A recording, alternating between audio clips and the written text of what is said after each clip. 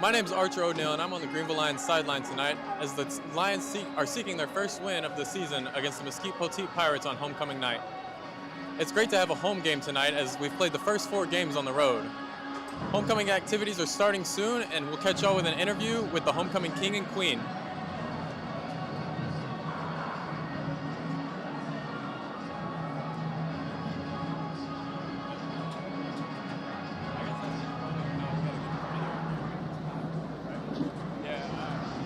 Good evening, ladies and gentlemen. Welcome here to Greenville High School, T.A. Cotton Ford Stadium, as we get ready for homecoming tonight, homecoming 2025, and the first homecoming on this beautiful new stadium, or this beautiful new field that we have here at Greenville this season.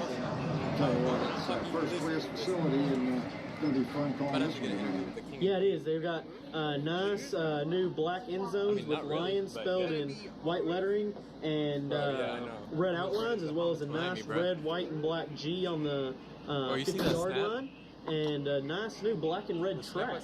For any of y'all that have been around the Greenville field much, y'all know it used to be just solid red, but now it's black and red, and it looks really, really good. Like you can see everything. I really like the way they've cut out the lanes over there on the starts for the relays. That is really, really neat. Yeah, real easy to see, real easy to read, and just a great thing looking at this field here. So homecoming, you know, is always a little bit special, always real special in Texas. You know, we do it a little bit bigger here with the mums and garters and all that, and it's always special too in Greenville, as it's a time to kind of look back and reflect on the players now, as Coach Collins said in the video I saw today. Talk about the players now, but pay respect to everybody who kind of came before. And so the Lions will be doing that tonight. I came in, there was a young lady standing just inside the gate. She was a member of the Flashes, and she had a mom that was so big I could hardly see her. Yeah. The people that are in the mum business probably are charging a nice figure to get those flowers. Yeah, well, they do them up big every year, and even more so senior year. It's a mum, but it's more than that. It's a kind of a memento for their senior year. But yeah, it's a great thing. One of the things the Lions are doing to kind of pay homage, pay respect to previous teams and everything is they're sporting some different helmets tonight. So one side has the lion logo on it, and the other side has a tiger head on it for the Carver Tigers.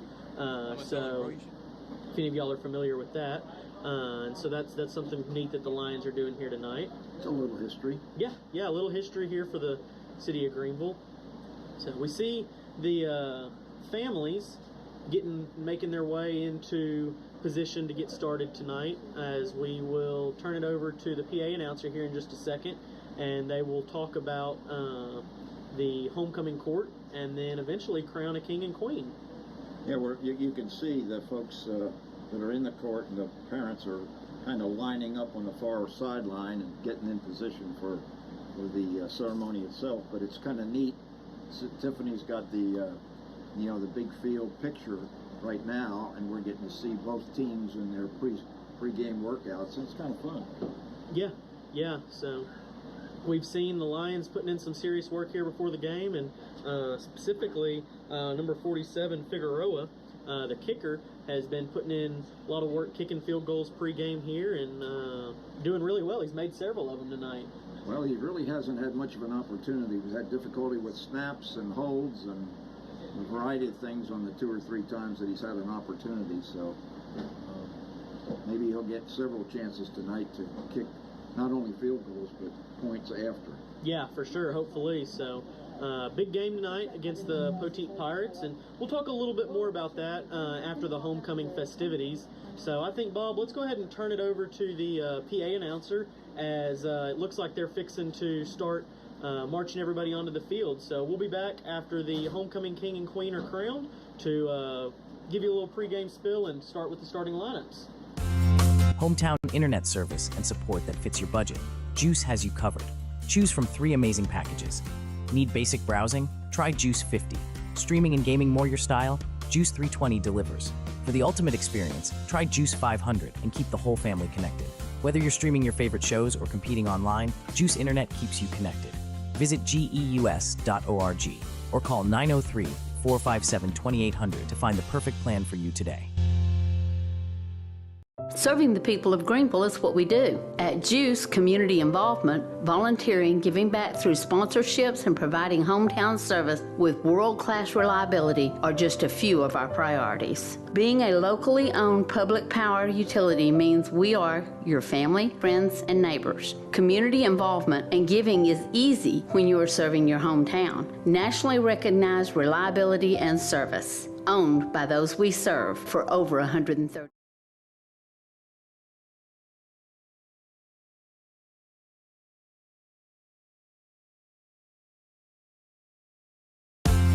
Hometown internet service and support that fits your budget. Juice has you covered. Choose from 3 amazing packages. Need basic browsing? Try Juice 50. Streaming and gaming more your style? Juice.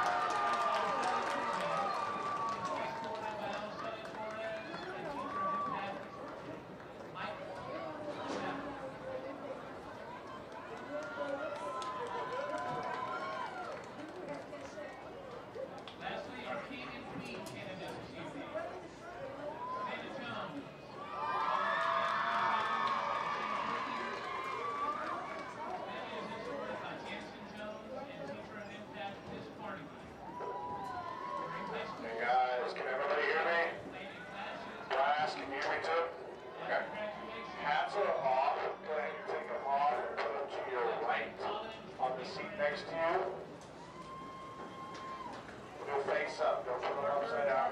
Face up, please. We're looking tiny. Water bottles can go wherever you have room. Jackets are on. Jackets are not off.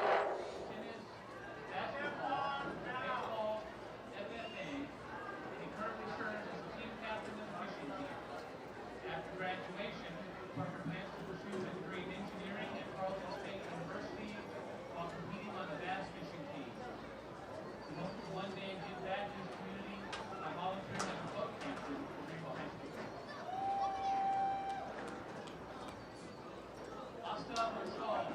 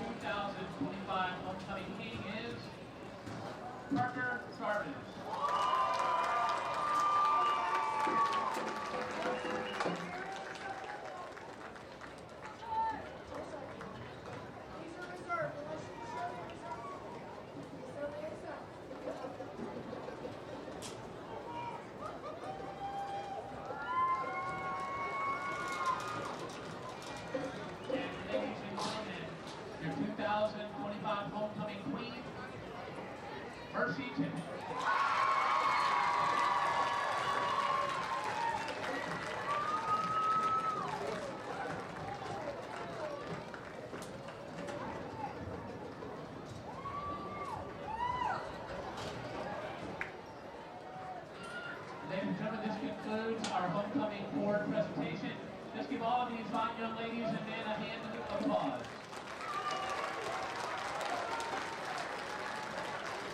Hey, if you're in choir, go ahead and come down. If you're in choir, go ahead and come down for your performance. Thank you.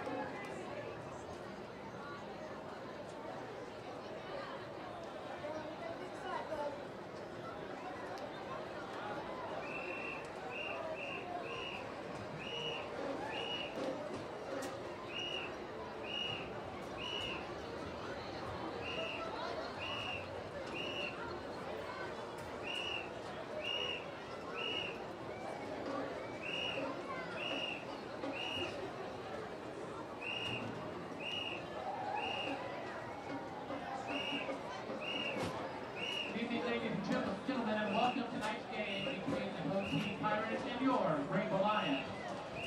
This game is being conducted according to the rules and regulations of the University Interscholastic League. Regardless of the outcome of tonight's game, all players have proven their willingness, work, and sacrifice. Like actions may play only a small part in the outcome of this game, it will play a greater role in continuing to encourage competitive athletics. We also ask that you show your appreciation for the students who are taking part indirectly in tonight's game, the cheerleaders and the bands and the drill team, right here, right? Students who have supported their teams at home and away.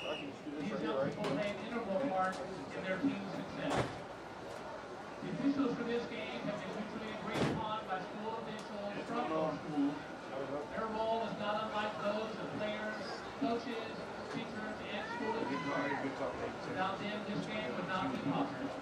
Your knowledge and application of the rules are a result of annual testing, years of study, and continual participation in clinics that further refine their understanding of the game. We ask that you, as students, parents, and citizens, demonstrate the kind of respect for these officials you would extend to any Archer O'Neill again with the homecoming queen and king, Mercy Tippett and Parker Jarvis. Mercy, how did it feel to be announced homecoming queen tonight? Unreal, honestly. Awesome. And Parker, did you expect your name to be called tonight? No, not at all. Awesome. And with those answers, we'll get back to Bob and Bentley in the booth tonight.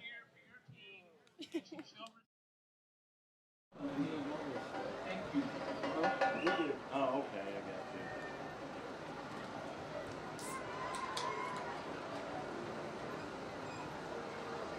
We just had to reboot it.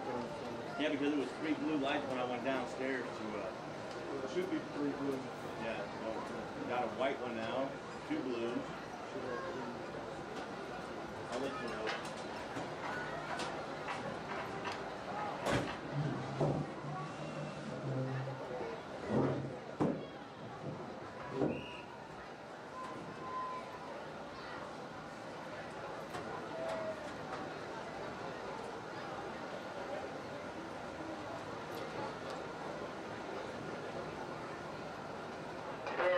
Remington's and up. Get set, please.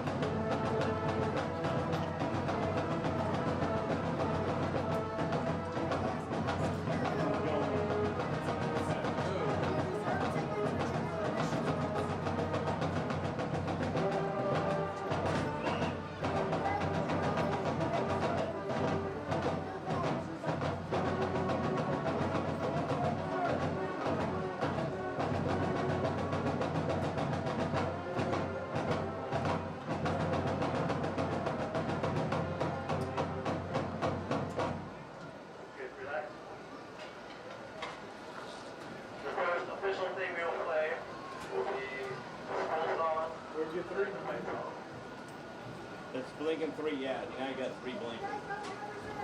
The middle one's blinking, the other 2's solid.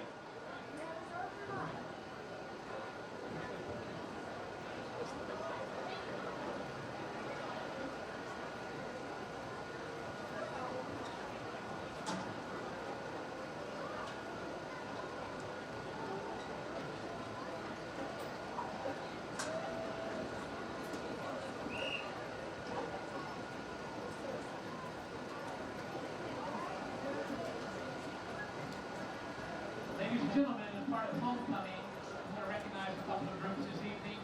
I'd like to first recognize the 20-year class from 2005.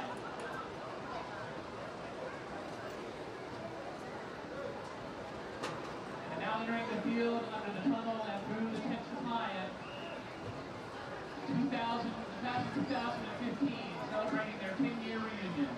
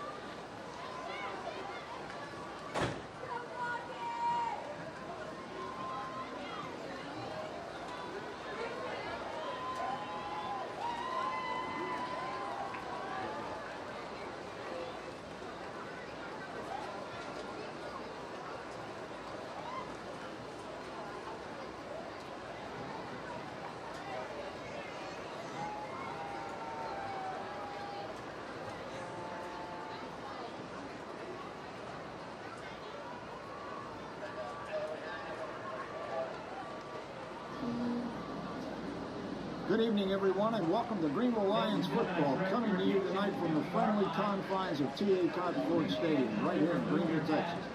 My name is Bob Beauty, and my sidekick is Bentley Love doing color, and alongside him is Archer O'Neill, working the free score system to keep you folks up to date as the game progresses.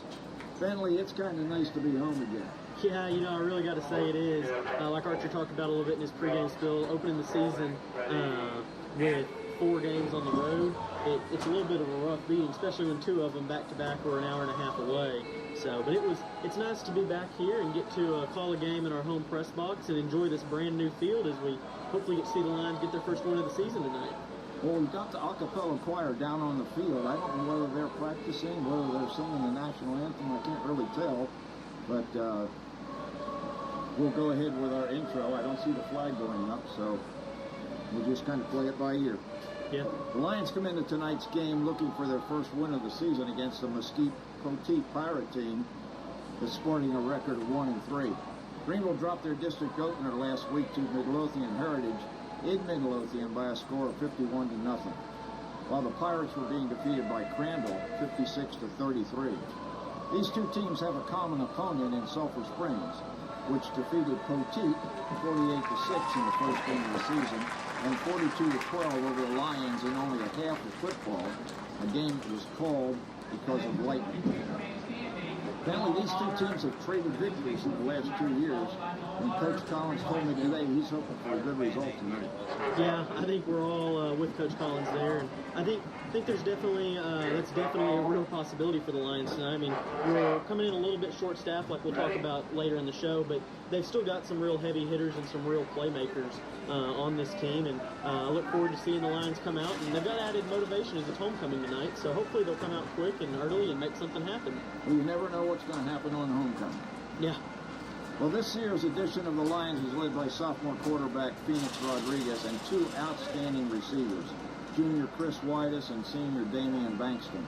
They will be playing tonight without 3 of their outstanding players, senior running back Jamorian Hamilton, junior running back Zayden Armstrong Teeters, and starting offensive right tackle Mario Valentine. Armstrong Teeters suffered a concussion in last week's game.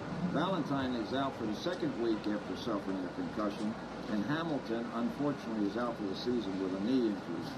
Both of these linebackers also doubled as the top 2 running backs in the Greenville offense, so clearly, as Bentley said, the Lions will be operating with a short deck tonight. The defense will be led by middle guard Darren Savage, flanked by the two defensive ends, Cash Garcia and Mackay McEwen. In the defensive secondary, Captain Devin Stroud and sophomore Bravian Colbert will try to contain Poteet's passing game.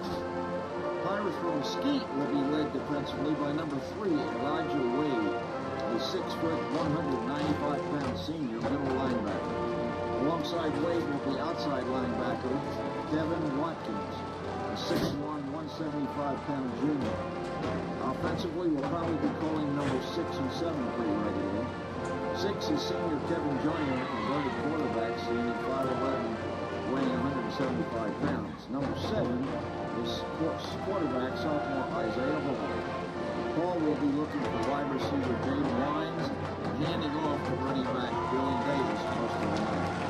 Bentley, I know everyone in the locker room feels like this is a winning game. Yeah, it definitely is. Like we talked about a little bit earlier, how the Lions and Pirates have traded wins the last 2 seasons. But this is definitely a winnable game as the Lions are going to need some guys to step up tonight for that to happen. But namely, like we talked about a little bit, Rodriguez at quarterback as well as Bankston and Whitus out of the wideout positions. But like you said, it's definitely a winnable game, and I think the Lions truly believe that tonight. Well, I know that even though they're operating shorthanded, I believe that this is a game that they're looking to put in the W column. Yeah, for sure. We're going to need the defense to step up and make some big plays early and keep that score down, and then the offense to come up and make something happen too. Tonight will be the first night we've seen Montana McEwen be the starter at running back. We saw him play running back a lot last week because Armstrong Teeters went down pretty early in the game, but this will be the first week that we've seen him as the true starter, and so I think we could see some big things from him tonight. And I think if he shows up and he plays really well, that is going to help the Lions tremendously, because if you have a kind of two-level offense with a good run game and a good passing game against this team, the Lions should be able to get a win on homecoming. Well, Coach Collins told me that Poteet runs a high-pressure defense with these two linebackers we mentioned.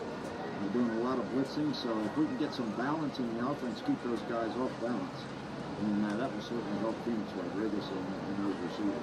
Yeah, for sure. And I think, too, the Lions are going to need to look out for or look into the flat and maybe some bubble screen, stuff like that. Get Whitus the ball out in the open, get Colbert, McEwen, and maybe even get Brandon on some stuff with him out in the open. And then let those guys, once they get the ball, make something happen rather than having to run way deep down the field if the pressure's collapsing. Just dump it off and let them do something with their legs. Coach mentioned they might be moving the pocket quite a bit tonight, too. I think that's extremely smart.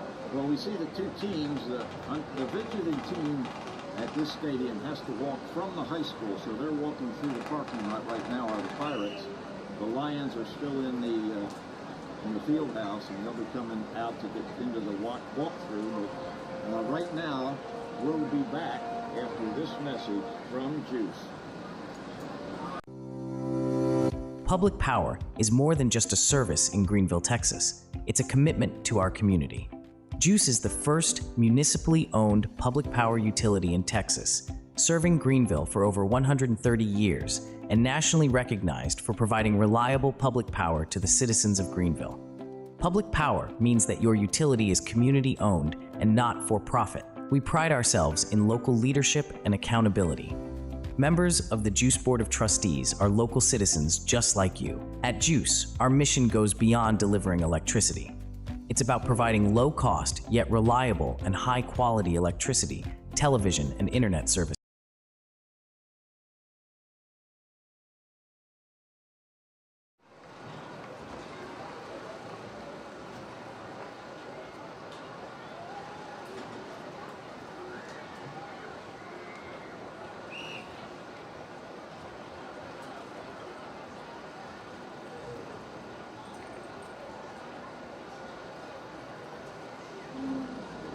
Bob Moody and Bentley Lowe back here at T.A. Cotton Ford Stadium.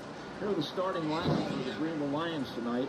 On offense, they'll start at quarterback with the aforementioned sophomore Phoenix Rodriguez, here on number 3. The Lions coming through the run through are dressed all in red tonight with the new red helmets. As Bentley mentioned, the helmets have a lion on one side, kind of like the symbol on the Detroit Lions, if you're familiar with that.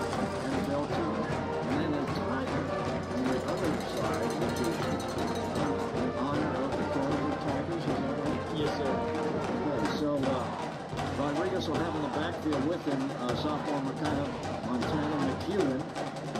The wide receivers are Brady Colbert, Pierre Dunn, Damian Bankston, and Chris Whitus.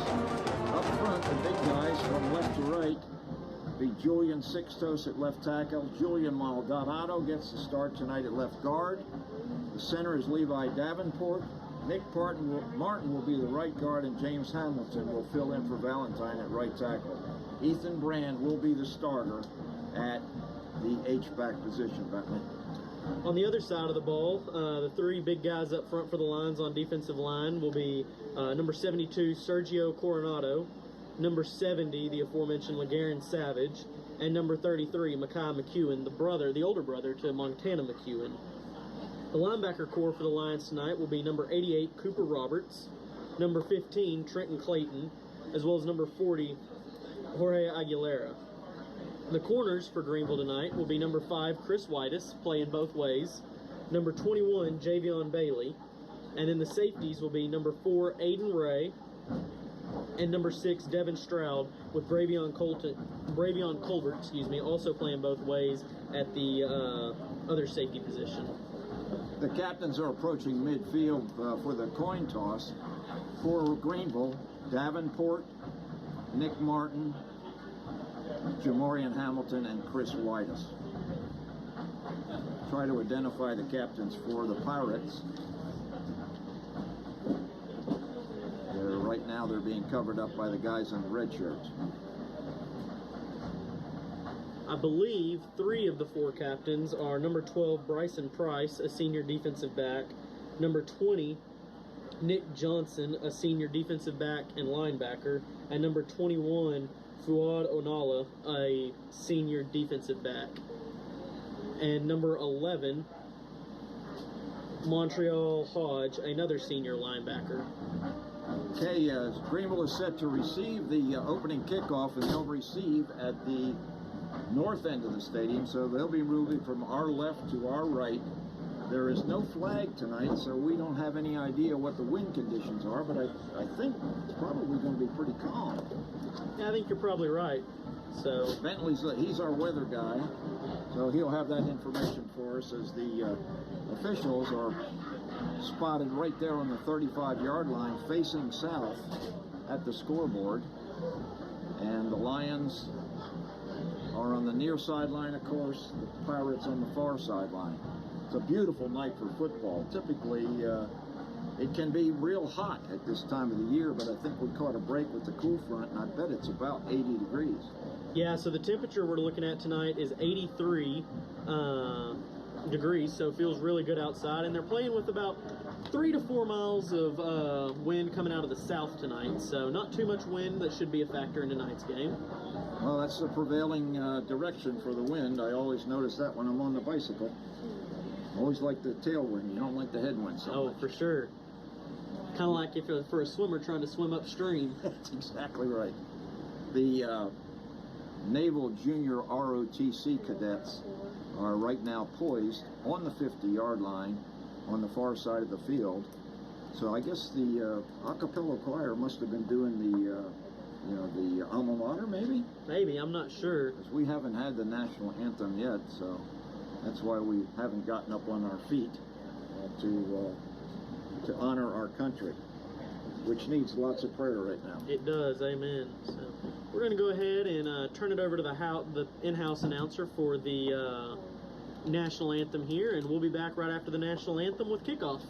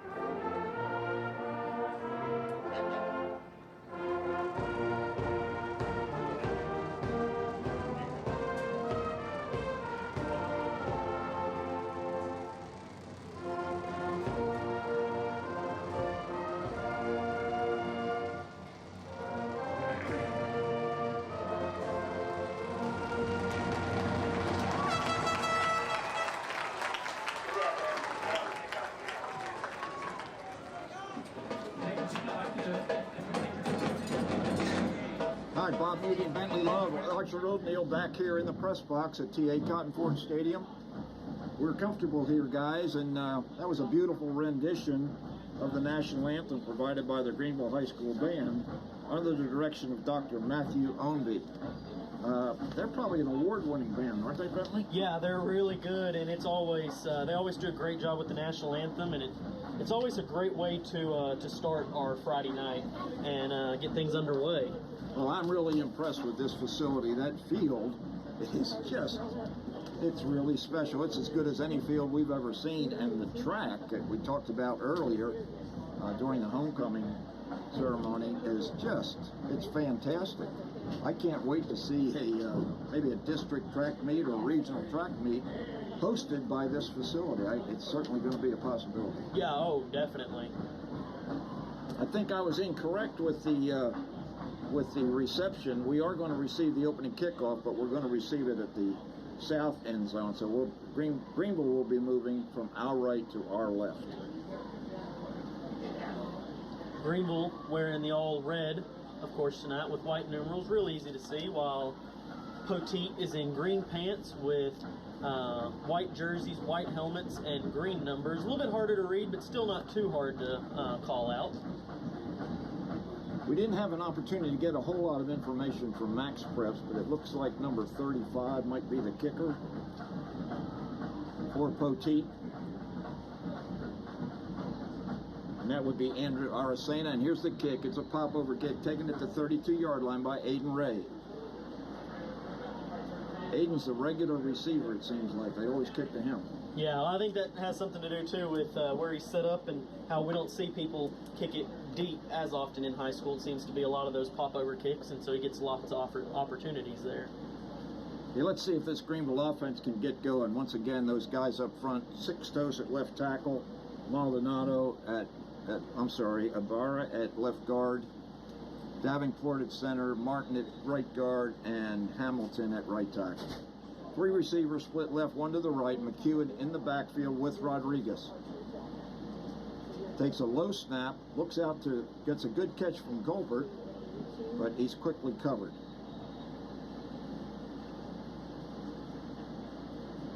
Yeah, that'll be a pickup, it looks like, of... Takes a snap from Davenport, looks downfield, throws out to his right, just misses Colbert a little bit too wide for the sophomore receiver. Got to bring up 3rd and 10 here for the Lions. They've been targeting Colbert quite a bit more here recently, and he's made some good plays. Yeah, he's really their 3rd receiver, but if they can get him involved, that's even better. Once again, 3 receivers to the right, including Bankston, Dunn, and Whitus. Whitus is on the far side. Look for possibly Rodriguez to be looking for number 5. McEwen goes in motion. Rodriguez drops the ball, and he gets buried. And once again, it's Wade and his buddy Watkins. All the way back at the 23-yard line here, so that's going to bring up a definitely punting situation for the Lions as they're looking at, I believe that would be 4th and 15 or so here, 4th and 20, excuse me. Well, that's not the way you wanted your offense to start when you get the opening kickoff. Here's pressure on Rodriguez, but he gets the punt away. It bounces at the 48-yard line and rolls dead at the 41 of Poteet. Yeah, so definitely took a good Greenville bounce there. Poteet will still have pretty good field position here to start them off in the game, but could have been a lot worse. Pirates will start with a sophomore quarterback tonight. He'll wear number 7. His name is Isaiah Hall, and he'll be looking primarily for Kevin Joyner and probably Jaden Wines as the wide receiver. His running back is number 4, Dylan Davis. They run an outside zone type offense, so look for a spread situation. Rolling to his right is Hall. He's got lots of room going upfield. He's down at the Greenville 40-yard line before he's brought down. Yeah, so big pickup of yardage there as they're going to swap flip field here, and the Lions are going to look to try to make something a little bit stronger on this second 1st and 10. Quickly over the ball, the Pirates have 2 receivers right, 1 to the left. Man in motion.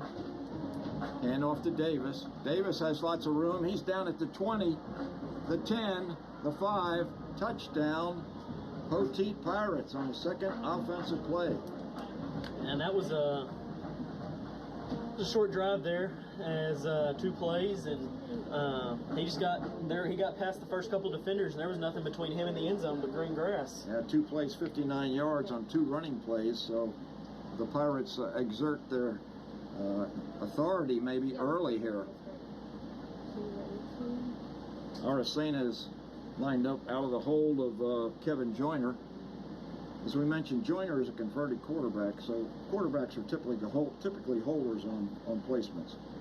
He gets it down, and the kick is blocked. It's picked up by Greenville, and running at the 35-yard line and run down from behind is number 21, Javion Bailey.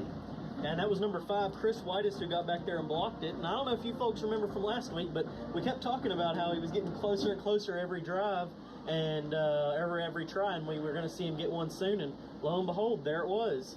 I'm kind of surprised that Bailey got ran down from behind. I am too. By the quarterback, or the holder, I guess, technically, but a converted quarterback, no less. Well, converted quarterback, but now a wide receiver, so you know he's got some wheels as well. But Joyner saves a 2-point conversion for the Lions after that block kick. So the score remains at 6-0. Favor Poteet. Lions are going to be back on offense and hopefully going to create a little bit more success. Yeah, look to get something going here as they're going to receive the kick here and then try to hopefully maybe get some more people involved on this drive. Dunn and Bailey are the deep receivers standing right now at their 24-yard line. They'll probably back up just a little bit before the kick. Ray right now is standing at the 45-yard line, and he'll be dropping back as well. Everyone seems to drop back into a more, I guess, admirable position or better position. And here comes the kick. Once again, it's a pop over the other side this side time, and it's taken by Colbert at the 31-yard line. So about the same starting field position for the Lions. They're already down 6 on a 59-yard 2-play drive by the Pirates. Pirates put up 33 against a pretty good Crandall team, and they had 20 in the first quarter. So they're off to a hot start again tonight, Bentley. Yeah, they are. And Lions are going to look to need to try to keep that at bay here and answer with a touchdown of their own, or at least a field goal to get something going. I've asked Bentley to try to keep some statistics tonight because David Claiborne is not with us. Got a handoff to McEwen. He bounces off 2 tacklers, still going. He's loose at the 40-yard line. He's up close to the line to gain.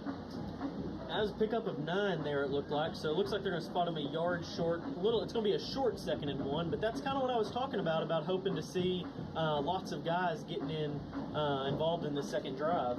McEwen is not real big, but he seems to be put together pretty well. 2nd and 1 for the Lions, their own 40-yard line. Rodriguez with receivers on both sides. Low snap, looking to his right. He has his man. Completion up close to midfield. I think that's Bankston, or is that Whitus?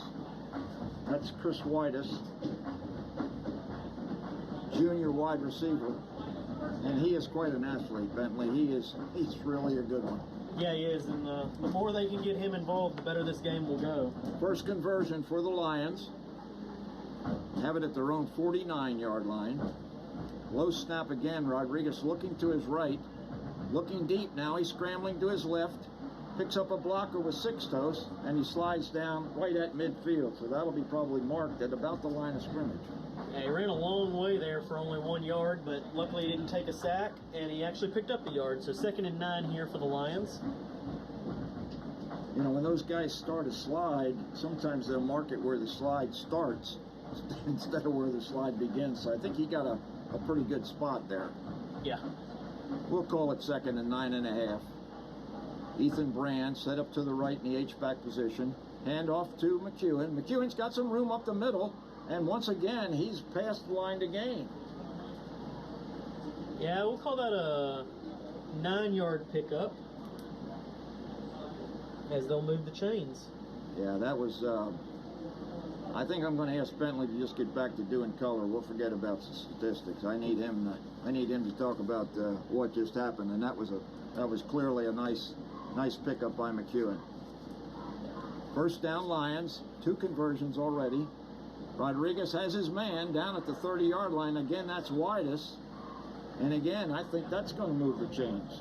Yeah, great throw there. That was pick up at 10 yards. Found Whitus right over the middle and was able to make something happen. Bringing up 1st and 10 for the Lions here from the Poteet 30-yard line.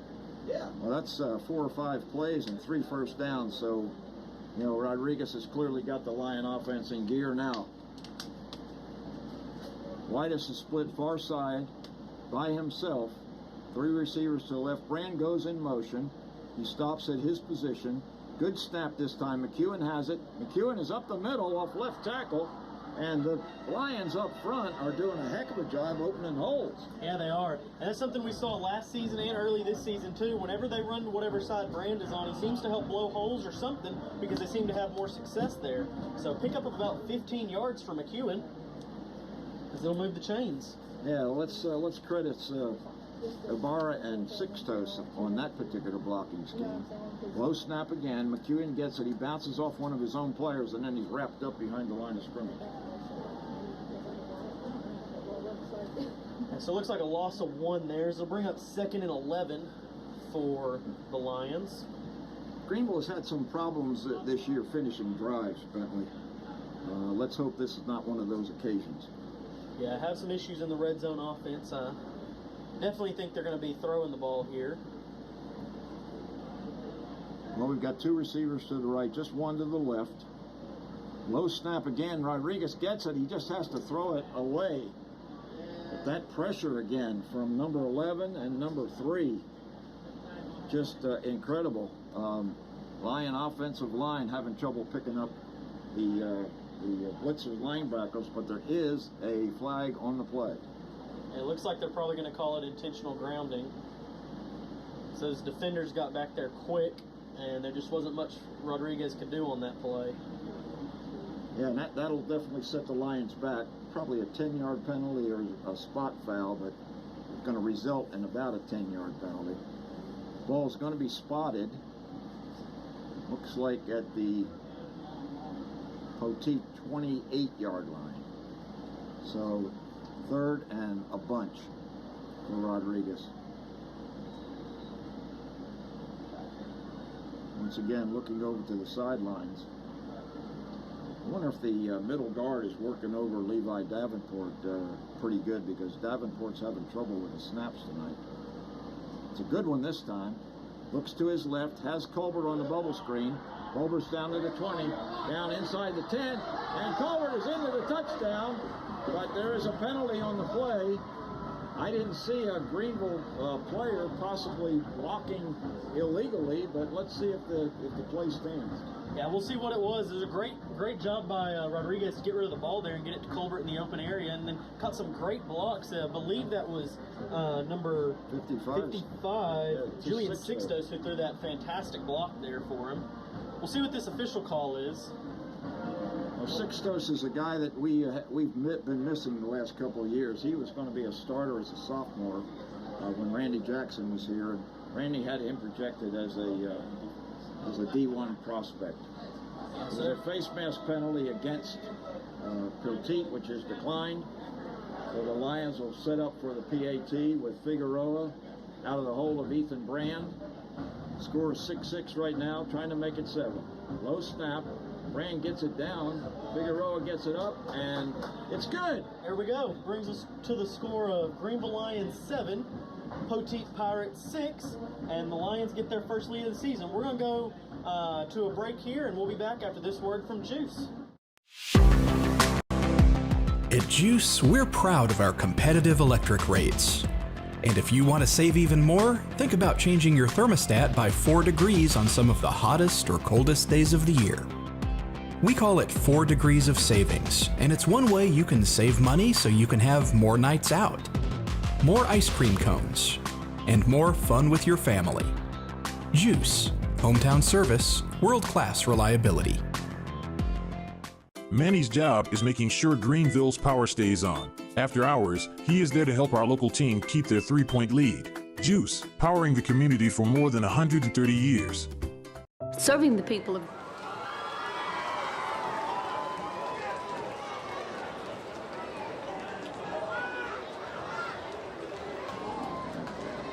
Bobby and Bentley Love back here at T.A. Cotton Ford Stadium, and Greenville leads Poteet 7-6 with 6:17 remaining in the first quarter, and that was some third down right there, Bentley. Yeah, it was great job by Rodriguez to not buckle under the pressure and get it to Colbert, and then Colbert to take it and make something happen. Yeah, definitely yards after the catch were huge. Oh, for sure. And we can't, of course, we can't discredit or not look at that beautiful block that was thrown by Sixtes, because without that, Colbert probably would have been short of the end zone. Yeah, I'd like to see that one on tape.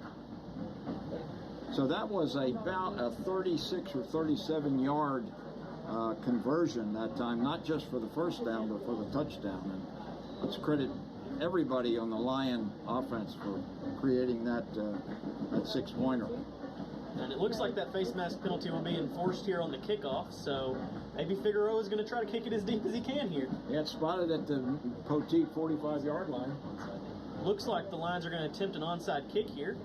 And that is indeed what they do. And it's... Oh, man, the Lions actually had an opportunity to grab that one. And I think that was number 6, Devin Stroud, who just had it elude him as it bounced off a couple of Poteet players. Great kick by Figueroa. And, boy, that was an opportunity missed. Yes, it was. But, hey, great attempt by the Lions there. And I don't know how much they worked on onside kicks in practice, but that was definitely the first time they've done it in a game. So, great opportunity. And who knows, maybe depending on how the game's going, they'll try another one later, and maybe they'll have a different result. Well, that was perfectly executed. The result is starting field position at the 22-yard line for Poteet. Let's see if the defense can hold this time. Hand off to Davis. Davis breaks the line of scrimmage again, and he's loose. He's down to the 40. He's at midfield, still going. Bounced out of bounds at the Greenville 30-yard line. And that was number 4, Aiden Ray, as well as number 40, Jorge Aguilera, on the tackle there for the Lions. Almost looks like we've got a track meet going on here. Yeah.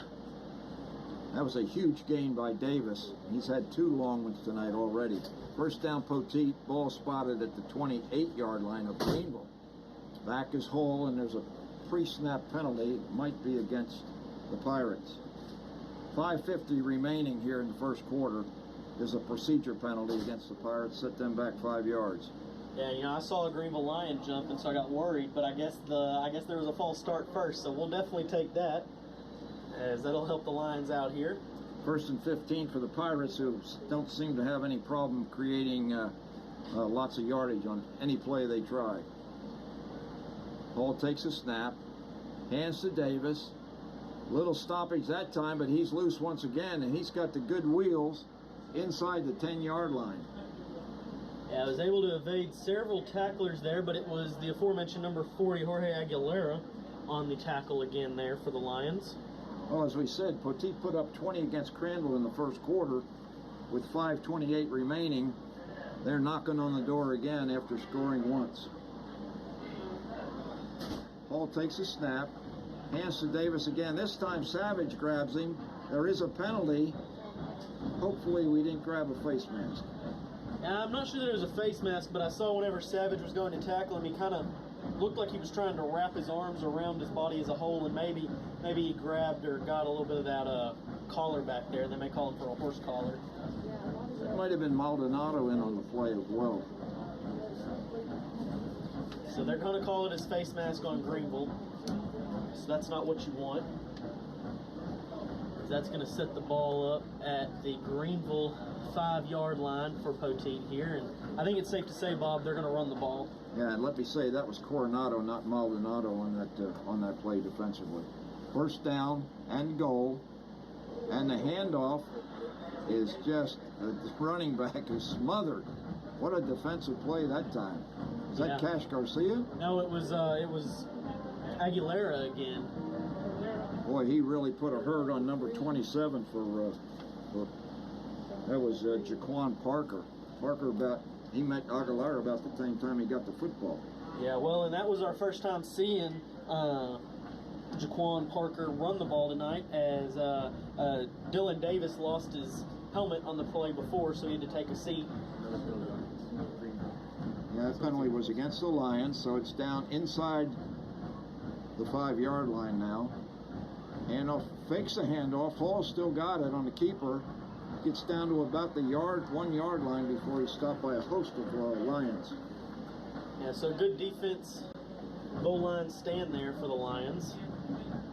Got to do it 3 more plays, Bentley. Yeah. There are 2 running backs on either side of the quarterback Hall this time around. So he's got a couple of options. He has a single receiver split on either side, but I think they'll probably keep this one inside the tackles. There goes the throw, and it's complete for the touchdown. Number 15, Jacaden Smith. I believe that was number 16, Jaden Wines. Okay, he's the athlete that we were told would be a special player. He's just a sophomore. Jaden Wines, he'll be a name to be called over the next couple of years at Poteet. So it's now 12-7 Pirates.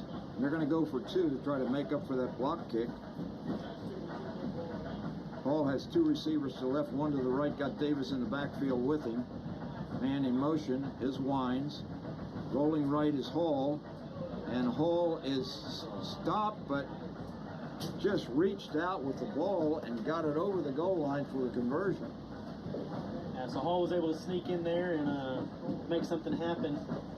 Like we said before, make up for that missed PAT earlier. So that brings us to a score of Poteet Pirates 14, Greenville Lions 7, as the Lions are going to try to make something happen on their second drive here and hopefully tie this game back up.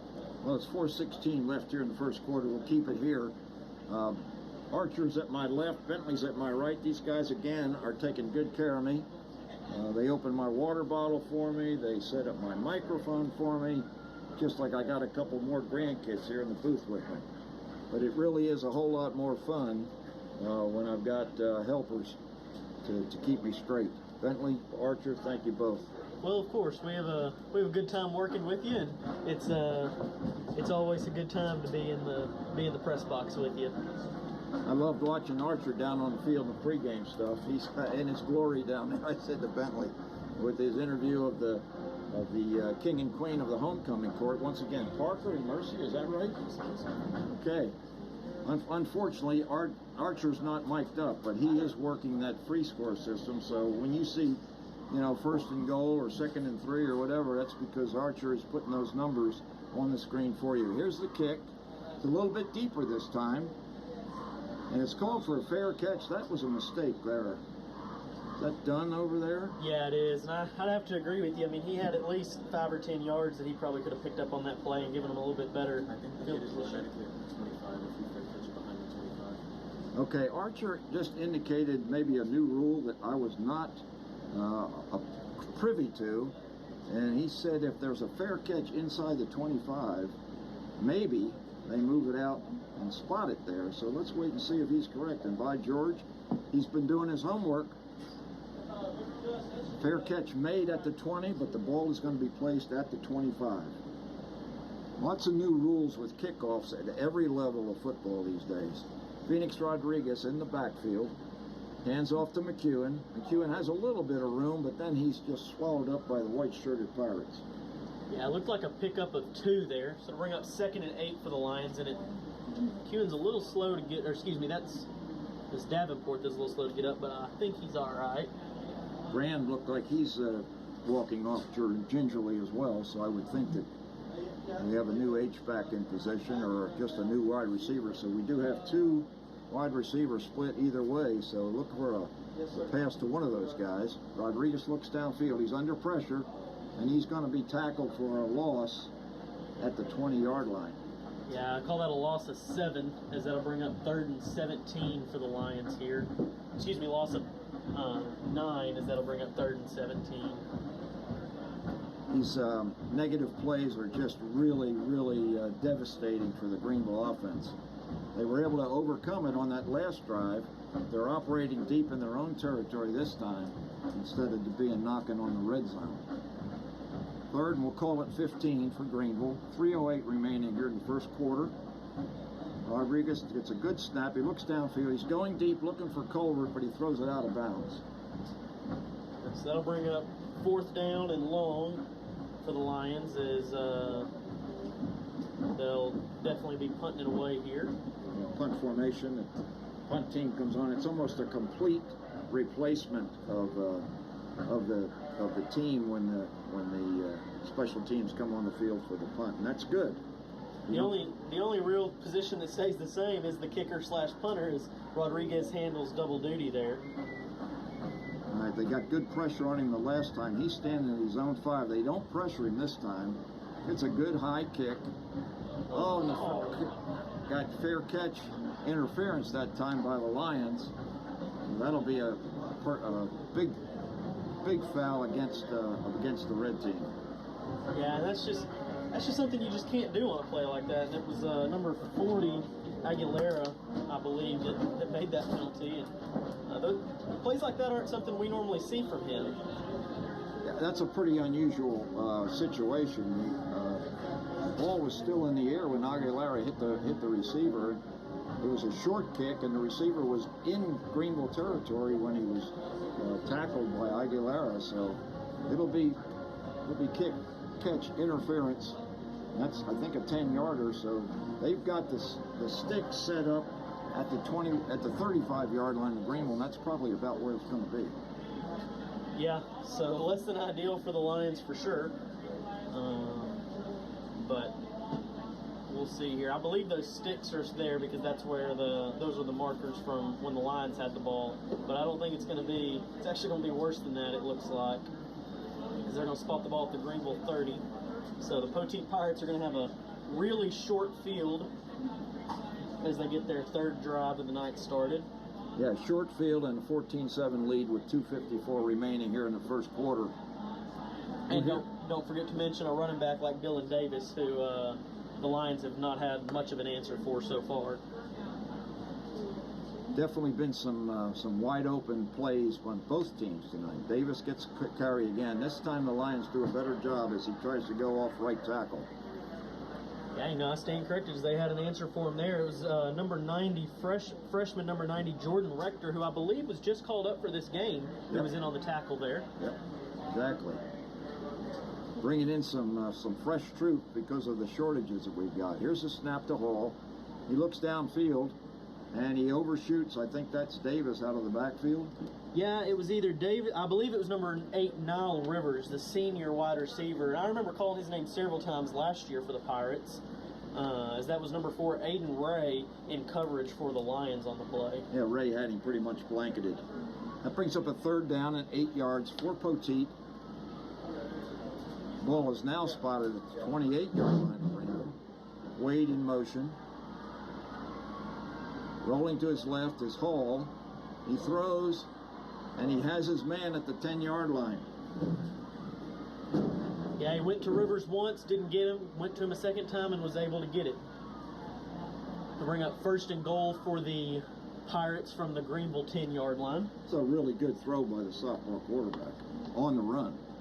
All right, 1st and 10, actually 1st and goal for Poteet. Davis with the ball, has good yardage off left end, and he's inside the 5. That'll bring up 2nd and goal from the Greenville 3-yard line, as we'll look to see another, hopefully, Greenville goal line stand. 3 receivers right as a handoff goes to Davis again, and Dylan Davis is into the end zone, standing up for the 20th point for Poteet here in the first quarter at T.A. Cotton Ford Stadium. Well, and Davis seems to remind me a little bit of Zako Davis from last week. Yeah. From Midlothian Heritage. They're both able to run the ball extremely well. Well, this is 5A football in Texas, and we've seen some real quality players. The talent level is really high in our district. Here's the PAT attempt. It's up, almost blocked, but it's up and good. That's Aracena. That makes the score 21-7, and we'll take a short break and be back with the Poteet kickoff. Public power is more than just a service in Greenville, Texas. It's a commitment to our community. Juice is the first municipally owned public power utility in Texas, serving Greenville for over 130 years and nationally recognized for providing reliable public power to the citizens of Greenville. Public power means that your utility is community-owned and not for-profit. We pride ourselves in local leadership and accountability. Members of the Juice Board of Trustees are local citizens just like you. At Juice, our mission goes beyond delivering electricity. It's about providing low-cost, yet reliable and high-quality electricity, television, and internet services. It's about providing world-class service and giving back to the community we live in. At Juice, public power means local leadership and a shared vision for a brighter, more connected Greenville. Together, we're lighting the way to a better future. Hometown internet service and support that fits your budget. Juice has you covered. Choose from 3 amazing packages. Need basic browsing? Try Juice 50. Streaming and gaming more your style? Juice 320 delivers. For the ultimate experience, try Juice 500 and keep the whole family connected. Whether you're... And now we're back. All right, Tiffany Lynn at the controls once again tonight, doing a great job. We appreciate you, Tiffany. We just talked briefly about the vote that's coming up on November 4th for the Greenville ISD bond, which is just only a paltry $399 million, but certainly something that's desperately needed with the facilities here in Greenville being, some of them being quite old. We'll talk about that a little bit later. That 5-yard penalty against Poteet on the kick out of bounds spots the ball at the 37-yard line for Greenville. Once again, a low snap. Rodriguez gets it out, and it's bobbled that time by Whitus. He just couldn't squeeze it. Yeah, had him right in the hands there, and he got it, grabbed it, and then just popped right out of his hands. So to bring up 2nd and 10 for the Lions here. Yeah, he had a convoy of 3 red-shirted Lions out in front of him too, so that might have been a pretty good start for the drive. Unfortunately, incomplete. 2nd and 10. McEwen in the backfield next to Rodriguez. 1:35 remaining first quarter. Rodriguez directs some traffic. Brand moves over to the right side. Handoff to McEwen. McEwen bursts through, but he only gets about 3 or 4 yards. Yeah, they're going to call it a pickup of 1, it looks like, as it'll bring up 3rd and 9. Definitely a passing situation for the Lions as we see Brand trot off and Pierre Dunn replace him. So it looks like they'll have 2 receivers split out to each side to try to complete this one through the air. I saw one of the Lions pancake one of the defenders about 6 yards downfield that time, but unfortunately McEwen didn't get that far. 3rd and 9. Rodriguez drops back. He's got some time now, gets some pressure. Pass is incomplete on the far sideline for Damian Bankston. And Bankston is a little slow to get up as he's limping back. Hopefully that's nothing too serious. Hopefully it's just a cramp or something of those sorts, as he's a crucial piece, as we talked about earlier, to this Lion offense. He's going to stay out there. Must be in on the kick team. He may have caught that ball and been out of bounds. I really couldn't tell. But it is 4th down and 9, so once again, the Lions are in punt formation.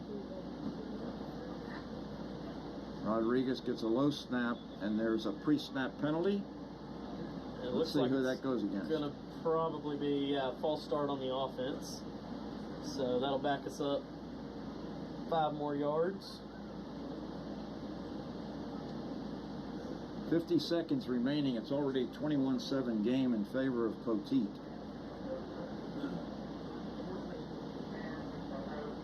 Rodriguez in punt formation. Again, a low snap. Lots of pressure. He gets the kick away, and it's going to roll, a favorable roll for Greenville. Down at about the 27-yard line of of Poteet, where the Pirates will set up shop. So Poteet will be looking to go 73 yards here with 39 seconds left in this first quarter, as the Greenville defense is going to look to make a big stand here. Time of possession is heavily in favor of Poteet, even though they've scored quickly.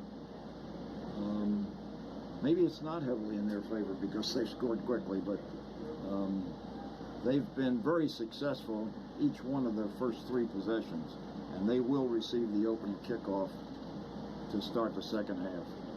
2 running backs on either side of Hall this time. One of them goes in motion, takes a handoff, rolling right, has his man. It's winds again, and he is loose, and he is down to the 20-yard line and running away from the Greenville defender for a Mesquite Poteet touchdown of 73 yards. Yeah, so ran very little time off the clock with that play. As that brings it to a Poteet 27, Greenville 7 score. And well, they've really they've put a shock into this Greenville sideline, and the fans here, which have really shown out nicely tonight here at homecoming. It's a good crowd, and Poteet has traveled pretty well as well. But 27-7 with the placement upcoming from Aracena. It's up and it's good. Poteet 28, Greenville 7, and we'll take a break and be right back. Juice trims trees all year long because we want first-rate electric reliability. And you know what that makes? Mulch. Lots of mulch. Mountains of mulch. And if you know someone who needs mulch, just come to 502 Wesley Street to pick it up. You'll have to load it yourself, but you can take as much as you want for free. Because it's just one more way Juice is delivering hometown service and world-class reliability. Serving the people of Greenville is what we do. At Juice, community involvement, volunteering, giving back through sponsorships, and providing hometown service with world-class reliability are just a few of our priorities. Being a locally owned public power utility means we are your family, friends, and neighbors. Community involvement and giving is easy when you are serving your Ford Stadium, and I mentioned the shock value, and I think we're shocked up here in the booth as well. Had no idea that the Poteet offense was as potent as it is. Yeah, you can say that again. But like we saw last week against Crandall, you know, they put up, 20 points in the first quarter and then didn't score again until the fourth quarter. So hopefully Greenville will have a little bit of an answer here in the rest of the game. Maybe they'll tire themselves out. Yeah. Here's Aracena's kick. It's deep this time, and Dunn takes it at the 10-yard line. Well, that's a good way to inject a little momentum into the Greenville team. 12 seconds remaining. The sideline is, like I said, they're kind of in shock. Yeah. See if Rodriguez can jump start the 5-yard line. Yeah, it looked like there's a pickup of about 14 or so there on the play. They're going to call it a pickup of 13, and they're going to spot him at the 44-yard line. And that'll bring us to the end of the first quarter here, with the score of Poteet Pirates 28, Greenville Lions 7, as they're going to talk it over and flip the field and then go at it again. So we'll take a break, and we'll be back for the second down play, or the first down play for the Lions. Ever wondered why your GUS bill seems to fluctuate unpredictably? Are you left scratching your head, pondering? Why are these bills so high? Are they really reading these meters, or are we just guessing? Why the highs and lows, especially when Texas weather goes from scorching to chilly? Well, here's the deal. Texas weather swings like a pendulum, impacting your energy costs. Picture this, your thermostat at 75 degrees in May, when it's hitting an average of 88 degrees. And in June, soaring to 93 degrees. That thermostat works overtime, gobbling up power. But tweaking it just 4 degrees can make a real dent in your bill. Winter months? Adjusting it down 4 degrees saves you a bundle. And going further by 4 degrees when you're out? Even more savings. In summer, employing strategies like running fans, shutting blinds, and sealing windows can offer extra help. Okay, we're back. First down for Greenville. their own 44-yard line after that run by Llewellyn. Quick pass out here to Bankston, and Bankston gets some blockers, goes up past midfield before he's forced out of bounds. Yeah, they're going to call him short of midfield there. Say he stepped out at the 48-yard line. So a pickup of about 4 to bring up 2nd and 6 for the Lions. They didn't have very far to go to swap field there. You know, it's kind of been that way the last couple of games. Now in Poteet territory at the 47. Now in Poteet territory at the 47-yard line. Llewellyn in the backfield in this series with the kickoff return and that fumble recovery. In this series with the kickoff return and that fumble recovery. First down Greenville. They've had a bunch of them tonight already. Probably. Llewellyn looks like he's got some quick feet. For sure. He got into that hole pretty fast.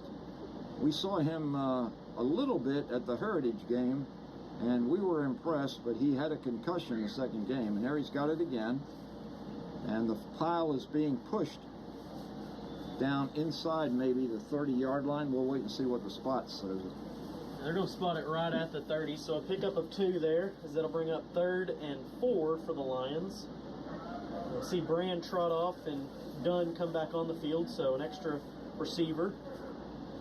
Yeah, when that happens, you figure that without that blocker in there, probably definitely going to be a pass play of some sort. Oh, for sure. 3rd down, we'll call it 4 yards for Greenville. This may be 4 down territory, Bentley. High snap this time. Rodriguez with good protection. Now he's scrambling to his left. And now he's encountered right at the line of scrimmage, and he's buried by 2 white-shirted Pirates. And, you know, Rodriguez is not a big guy. He's not going to force his way beyond any line to gain when 2 guys are on him.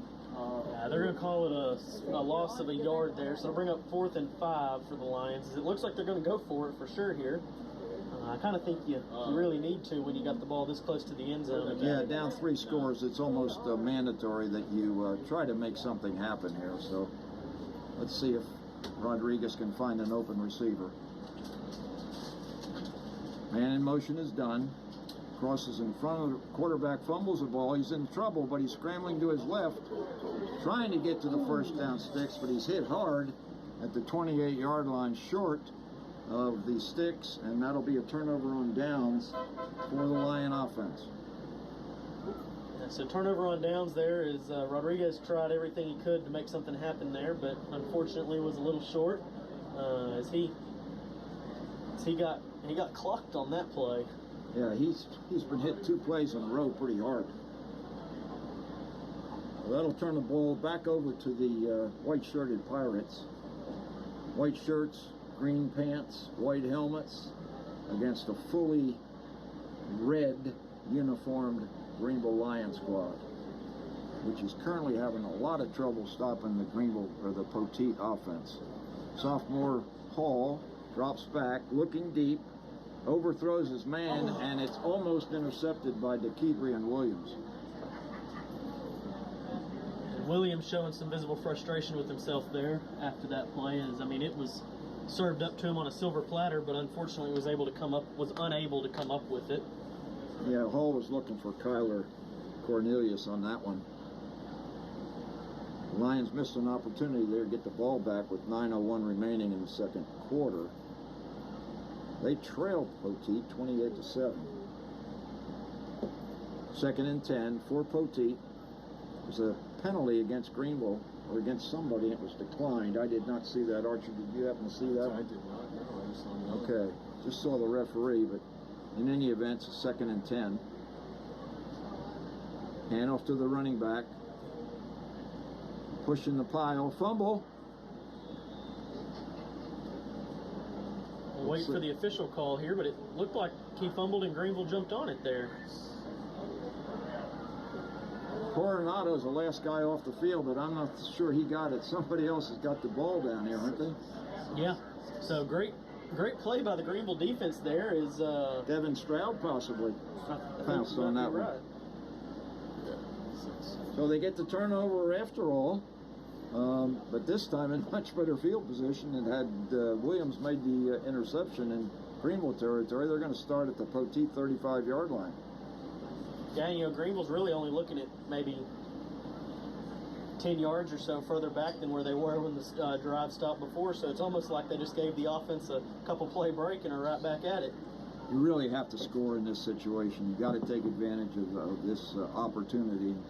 Try to get within 2 scores of this Poteet offense. Good snap, handoff to Llewellyn. Llewellyn looked like maybe if he'd have cut that one outside, he'd had a better shot, but he takes it inside and he stopped for virtually no gain. Yeah, looks like they're gonna call it a pickup of about half a yard. To bring up second and a long 9 here. Plenty of time here in the first quarter for the Lions to put points on the board. On a beautiful evening for football. One of the softball practice fields is also lit up, so we've got plenty of lighting here at T.A. Cotton Ford Stadium. Play clock down to 13. Rodriguez gets the snap, looks to left, completes the pass, but he's immediately tackled from behind. Yeah, that was completed to number 14, Llewellyn there. Yeah, that reminds me of that play last week when ZAT got hammered and actually got his concussion on that particular play, where he was hit immediately upon catching the ball. 3rd down and 10 as the Lion offense is struggling. Take advantage of this turnover. They're down 28-7 here in the second quarter. Play clock under 5 seconds. Rodriguez takes a snap with 2 remaining, looking downfield, can't find anybody. Now he's in trouble, and he just throws it away, and that'll conceivably be another intentional grounding call, and if it is, that'll result in a huge loss. Yeah, I don't see a flag on the play there, but there's the call. There it is. Loss of down. Well, that'll bring a 4th down after the walk-off, and it'll be 4th and a bunch. Looks like a 10-yard penalty, maybe? Yeah, I believe so. Or it might be a spot foul, because they're marking it back almost 15 yards where Rodriguez threw that one away. You got to get it back to the line of scrimmage, at least in the pro game.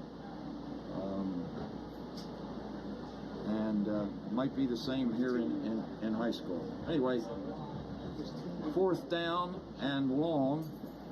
Ball now back at the 48-yard line of Poteet, as the offense went backwards that time, and Rodriguez is standing at his own 37 to punt this one away.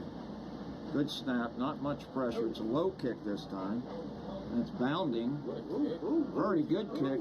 It's going to roll dead inside the 5-yard line, so there's a positive for the Lions. Yeah, great punt there by Rodriguez. That's going to spot the Pirates inside their own 5-yard line at the 4, and give the Greenville defense a little bit of an edge here, hopefully. Well, the Lions clearly are struggling on both sides of the ball, Bentley, and we got to find some answers here. Yeah. Defense going to get another stab at it as we see number 12, Ethan Brand, in at linebacker for the Lions. Yeah, Brand's been playing mostly offense tonight. A little glare from that light, Bentley.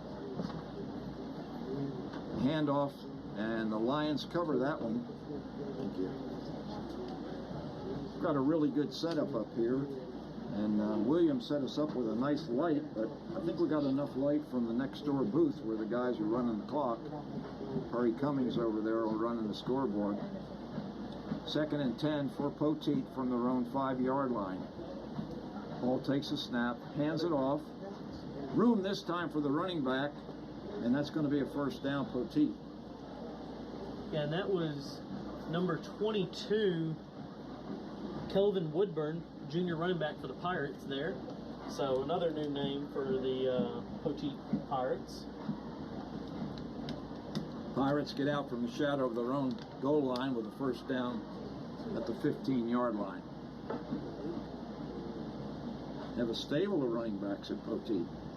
Handoff once again to Woodburn. Woodburn this time is limited to a shorter pickup. There's a flag on the play. Came in after the play was dead, so we'll see what it's on. Could be unsportsmanlike conduct on one side or the other. Well, we've had quite a few penalties in this one tonight against both clubs, and the ones against the Lions seem to have been most hurtful. And that's going to go against the Lions as well. It's going to be a 15-yarder. Ball's now going to be spotted at the 34-yard line of Poteet, so they'll have a first down there. Bring up 1st and 10 here for the Pirates with 6 minutes and 4 seconds left to go in this first half. Clock is running. For a sophomore quarterback, Hall's a pretty good-looking athlete. He looks out here. He finds Cornelius. Cornelius slips a tackle. And then he's brought down from behind. I think that was Dunn, maybe, that he slipped the tackle, and then Dunn back got him after all. Yeah, I think you're right. Got out to about the 42 there, as that'll bring up. Actually, that was Stroud. My 6 looks like 0. Sorry, Bentley. Good. 2nd and 8. Hand off to Davis. And Davis is going to move the sticks. It looked like that tackle there was made by number 40, Jorge Aguilera, as that'll bring up a fresh set of downs for the Pirates from the Poteet 44-yard line. You know, I don't know that the number of first downs is that much of a difference, but the yardage for Poteet is probably going to be significantly higher here at halftime than the Lions. Hand off to Davis. Davis this time runs into a pack of red shirts, and he doesn't go very far. Yeah. Bring up 2nd and 8 here after the Greenville Lion stand there. 4:46 clock running, 2nd and 8. Quarterback Isaiah Hall for Poteet at the controls. Senior running back Dylan Davis. Rolling to his right is Hall. Now he turns it upfield. He's at the 50, and he's at the 45. The ball went out on that play, but I think they're probably going to rule him down. A couple of flags on the play. Let's see what the referee has to say this time. So it's going to be a hold against Poteet, so that one's coming back. That'll be a spot foul, so we'll see exactly where the penalty occurred, and they'll walk 10 yards off from there. Almost looks like the line of scrimmage, so we'll move the ball back inside the 40-yard line of Poteet. Yeah, and you know, even though that one's coming back, I think it is still worth mentioning for sure that Jordan Rector, number 90, the freshman, again, was in on that play, and he's listed as a defensive lineman, so he ran a long way to make that tackle. Looks like a pretty good-sized kiddo for a freshman. Is he standing over the center right now, or is that? I think so. My eyes deceive me. Snap to Hall. Hall's in trouble. Now he gets the pass away. He completes it. That may be Wines with the reception, and he's loose on the near sideline, and he uses his wheels to go for a touchdown, but there might be a flag on the field. Yeah, there's a block in the back or the 30. Look like a block in the back at the 30. So that's good news for the Lions. Boy, that was quite a play by Hall and Wines. It's going to be a holding call again against Poteet, so that saves a touchdown for the Lions. Now the penalties are really hurting the Pirates. Ball is now spotted somehow at the 41-yard line. So we'll go with that. 1st and 10 there. Hall in the backfield has Davis with him. Hands it off, coming to his left, and the red shirts have him that time. Yeah, pickup of about 1 there as he was taken down by number 70, LeGarren Savage, as well as he had some assistance from some other Lions. Bentley, you're going to have to take it for a minute. Poteet looking at 2nd and long here, 2nd and 9 here. As number 7, Isaiah Hall, looking over to his sideline to get the play. Drops back into formation. Takes a snap.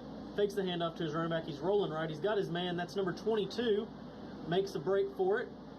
Gets all the way out to about the 29-yard line before being taken down. Yeah, I think that's Woodburn that time, Bentley. I believe you're right.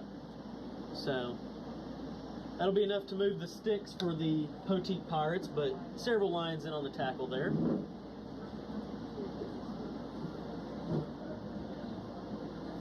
Hall standing back. Man in motion for the Pirates. Takes a snap, hands it off to his running back. And that was number 27, Jaquan Parker, on the carry. As the tackle was made by several Lions, but the first contact was made by number 88, Cooper Roberts.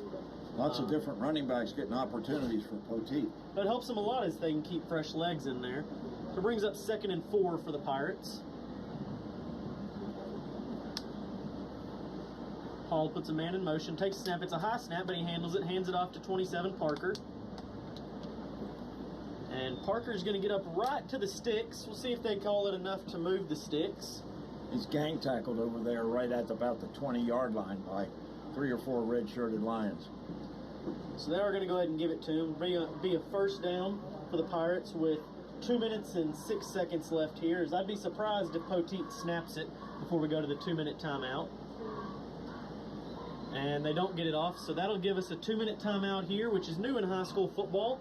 And we're going to take a break here, and we'll be back after this word from Juice. Ever wondered why your GUS bill seems to fluctuate unpredictably? Are you left scratching your head, pondering? Why are these bills so high? Are they really reading these meters, or are we just guessing? Why the highs and lows, especially when Texas weather goes from scorching to chilly? Well, here's the deal. Texas weather swings like a pendulum, impacting your energy costs. Picture this, your thermostat at 75 degrees in May, when it's hitting an average of 88 degrees. And in June, soaring to 93 degrees. That thermostat works overtime, gobbling up power.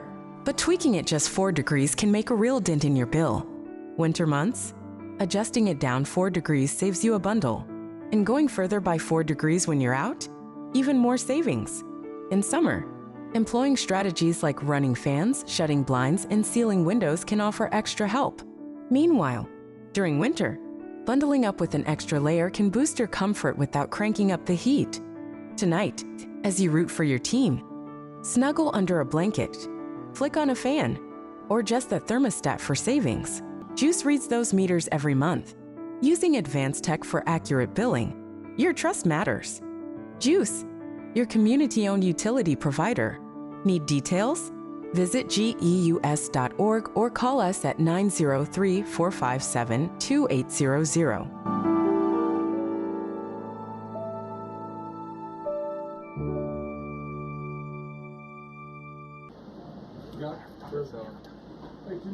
Bob Muty and Bentley Love back here. Bentley, thanks for covering for me there. I had a little slight problem there, but we're waiting for the end of the 2-minute timeout. Poteet will have a first down inside the 20-yard line. 28-7, they lead. Had Matthew Middleton here with us, our producer from last year's productions, and he's telling us about the freshman winning last night by a score of 37-6, and he's got a youngster playing on the team who had a good game. First down, Poteet.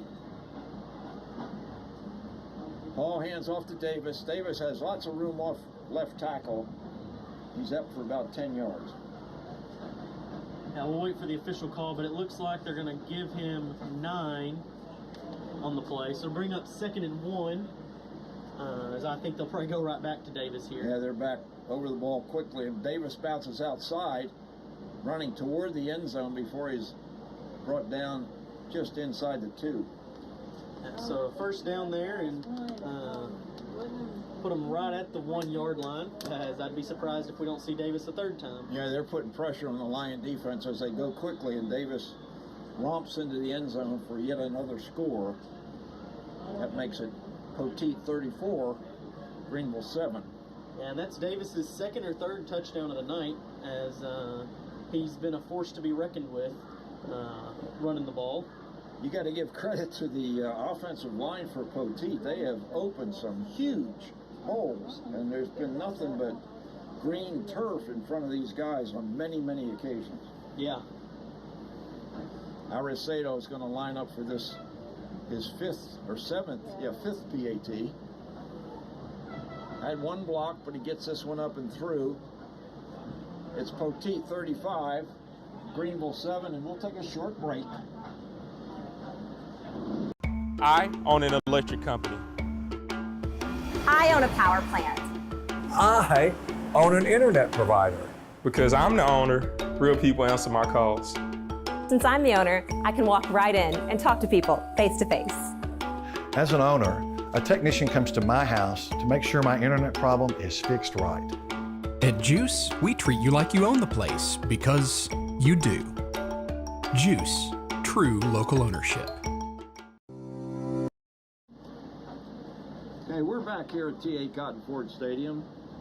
Bob Muty with my two sidekicks, Archer Odenale and Bentley Love. I couldn't do it without them. 1:29 remaining as the Lions are struggling here against what we thought was maybe in a competitive game. Turned out to be not so much so far. Both bands are moving into position, as we'll have that at halftime for you here. Andre Arce, I'm sorry, go ahead, Bentley. Team's getting ready to Poteet kickoff, and Greenville's got two guys back at about the 15-yard line. The kicker, Andrew Aracena, is a junior, as McEwen comes on the field now. And it's a short pop-over kick, called for a fair catch. I think that's probably Aiden Ray at about the 31-yard line. So the Lions will have a minute and a half, roughly, to try to scratch into the end zone. Yeah, they need to go 69 yards in a minute and a half here, and I think it's safe to say we'll probably be seeing quite a bit through the air, hopefully, this drive. Well, we've seen some explosive plays from the Greenville offense in the first 4 games of the season. And Chris Whitus has had a couple of them. Bankston's had a couple of them. And of course, Jamorian Hamilton, who's no longer able to play, had a big 72-yarder against Frisco Heritage in the first quarter of that initial season opener. On first down, Greenville, 31-yard line. Rodriguez has McEwen in motion, looks to his right, throws to his left, has his man, and it might be Dunn, and Dunn is up for the first down. That'll stop the clock with 1:21 remaining. Greenville does have 2 timeouts left here, but they don't need to use one there. Pierre Dunn having a pretty good first quarter, or first half. Rodriguez looking downfield, throws, has his man. That's Bankston. And Bankston is hit immediately at the Poteet 40-yard line. Yeah, so a pickup of about 14 there. Good enough to move the chains and then some, as the Lions are looking at first down here. As the clock never stopped rolling, so a minute left on the clock. Well, it should have stopped. It was first down. Rodriguez back again. Oh, almost a one-handed catch by Dunn there, but that'll stop the clock on the incompletion. We're down to 52 seconds. Lions have 40 more yards to pay dirt. Yeah, pass was just a little high there. Dunn was able to get one hand on it, but unfortunately not able to bring it all the way in. You'll see some one-handed catches on Sunday afternoon on the TV, but you won't probably see too many one-handed catches in high school. Yeah. 2nd and 10 for the Lions. Phoenix Rodriguez takes a high snap, gets a block from McEwen, who gets run over, looks downfield, and that ball is intercepted, intended for Whitus, and rumbling downfield is number 1 for Poteet. That's Jabari Williams. He got all the way back to the 41-yard line. He was tripped up at about the 46 by the quarterback there, Phoenix Rodriguez. There's a flag on the play, so we'll see where that goes, but I'm kind of thinking it's probably going to be holding against Greenville. Okay, here's the referee's call. Bentley is correct. So that'll be declined. The interception stands. And now Poteet will have 41 ticks to try to put more points on the board. Bentley. Yeah, and that's a real kicker there, as Greenville had something going there, and that kind of just sucks the momentum out of the whole stadium, Yeah, Rodriguez just tried to force that one a little bit. Pretty good coverage that time. I believe Bankston was the intended receiver, but here's first down for Hall and the Pirates. He drops back, looking for more. He has Davis in the flat. Davis breaks a tackle. He's gone down the sideline. He breaks yet another tackle. I think he stepped out of bounds. Aiden Ray forced him out there at about the 10-yard line. So a quick 20 or 30 yards there. Yeah, they're going to say stepped out at the 15-yard line there. So a big pickup by the Pirates with 32 seconds left here on the clock as they're knocking on the door again. Dylan Davis is really showing me something tonight. He's got some wheels. Man in motion. Cuts across in front of Hall. Hall gets pressured. Throws in and out of the end zone. Almost intercepted that time. A couple of red-shirted Lions had opportunities to get that one had not Hall thrown it out of the end zone. And double coverage there, but thankfully that ball went out of the end zone, as it very well could have been caught by his receiver. I believe that was intended for Cornelius, number 2. All right, 2nd and 10. Hall is definitely looking to try to put more points on the board here. Again, man in motion, running right to left. Handoff to Davis. No, fakes a handoff. Hall keeps it. He's going to run toward the end zone, and he is very close to a touchdown. Yeah, it looks like they're going to spot him just inches away from the first down, maybe at the 1-yard line. But he was close there. As when he was going out, he reached out with the ball, but wasn't quite able to put it in. There's a timeout. Timeout on the field with 19 seconds remaining. It's like Poteet's going to protect the clock. So we'll take a short break after these messages. Introducing GEUS Residential Internet, the gateway to your connected world. Experience lightning-fast speeds for seamless streaming, gaming, and video calls. Our expert technicians ensure a hassle-free setup so you can stay online without interruptions. Connect all your devices simultaneously, whether it's for work or play, thanks to our reliable service. Find us on the web at geus.org or call us today to get started at 903-457-2800. Bob Moody and Bentley Love back here with just 19 seconds remaining, and knocking on the door once again are the Poteet Pirates with Isaiah Hall at the quarterback. It'll either be a keeper or a handoff to Davis. It's going to be a handoff to Davis, and the Lions do a much better job, but Davis is able to squeeze into the end zone for yet another touchdown for the Mesquite Poteet Pirates. Yeah, so the Poteet kicking unit comes on here with 15 seconds left, as they're going to try to make this a 5-score lead. Again, of course, that is number 36, number 39, Herrera, on to do the kicking. 35, excuse me. He's getting a lot of work tonight, Bentley. And that kick is blocked again. Kicker caught it. And the kicker caught it, and he's trying to get into the end zone, but the Lions said, "No, sir, Aracena, you cannot get into the end zone." That was number 5, Chris Whitus, with the second blocked PAT of the night. So Whitus having himself a good night there. And Aracena, yeah, like Bob said, he tried to make something happen there, but was not able to, as the Lions defense kept him from running that one in. Kind of reminds me of a quarterback who throws, gets the pass blocked, and it comes right back to him. And sometimes they're smart enough just to push it down to the ground, but sometimes they instinctively catch it and get buried, and that's what happened to Aracena on that blocked PAT. So 41-7 in a disappointing first half for the Greenville Lions. I know I'm surprised, Bentley, and this is not something that I expected at all.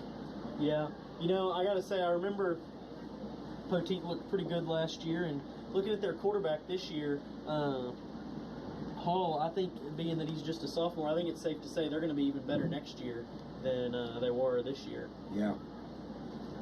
The coach of the Pirates is right here on the page here. I just can't find it. There it is. Terrence Orr. It's in the tiniest print I think I've ever seen. Yeah. Well, he's got the program going, and 6 seconds remain here as this kickoff bounds, picked up at the 22-yard line. Coming to his right and still going, has some room, and the receiver advances down to the 46-yard line. Yeah. There's going to be several flags on the play there back at about the 35-yard line as I believe it was number 34?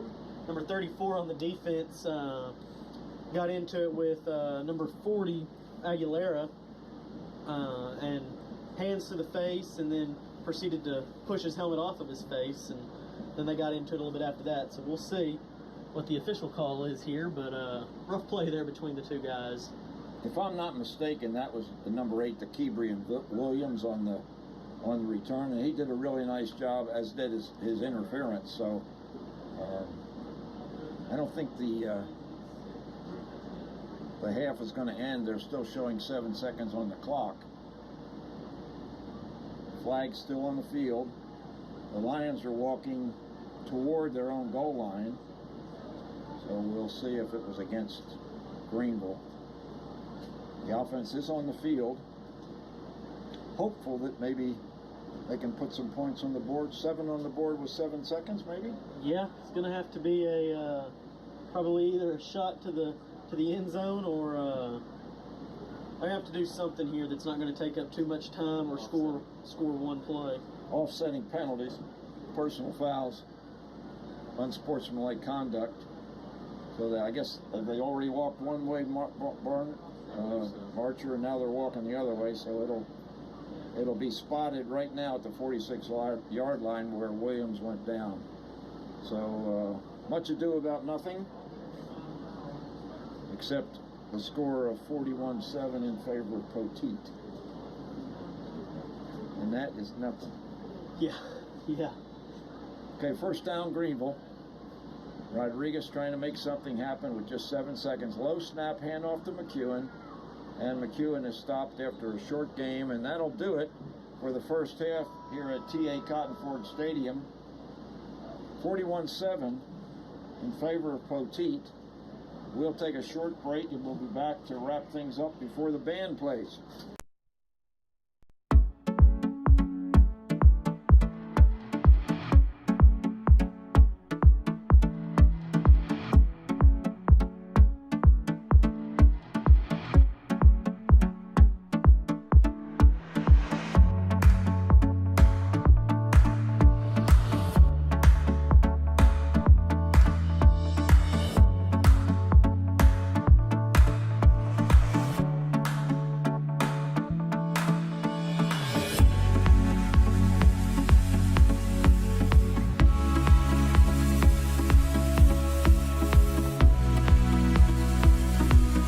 I own an electric company.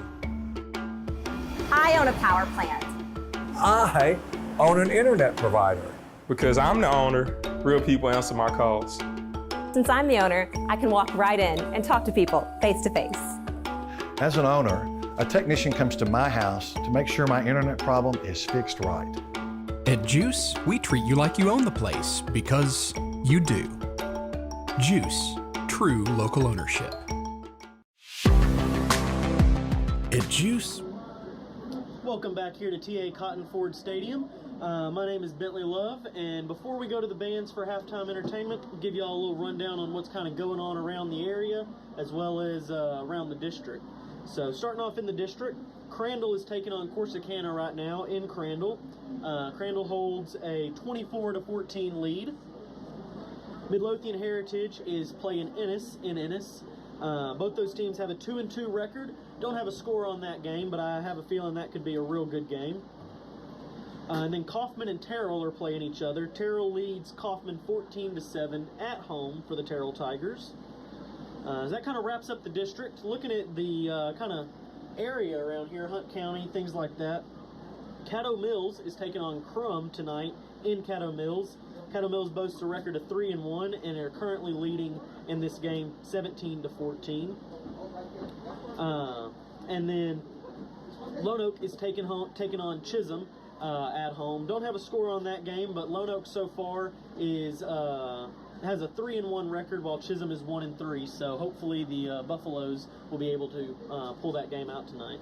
So that will be all for our little halftime show here. We're going to turn it over to the bands, and we'll be back with second half action here shortly. Hometown internet service and support that fits your budget. Juice has you covered. Choose from 3 amazing packages. Need basic browsing? Try Juice 50. Streaming and gaming more your style? Juice 320 delivers. For the ultimate experience, try Juice 500 and keep the whole family connected. Whether you're streaming your favorite shows or competing online, Juice Internet keeps you connected. Visit geus.org or call 903-457-2800 to find the perfect plan for you today. Introducing GEUS Residential Internet, the gateway to your connected world. Experience lightning-fast speeds for seamless streaming, gaming, and video calls. Our expert technicians ensure a hassle-free setup so you can stay online without interruptions. Connect all your devices simultaneously, whether it's for work or play, thanks to our reliable service. Find us on the web at geus.org or call us today to get started at 903-457-2800.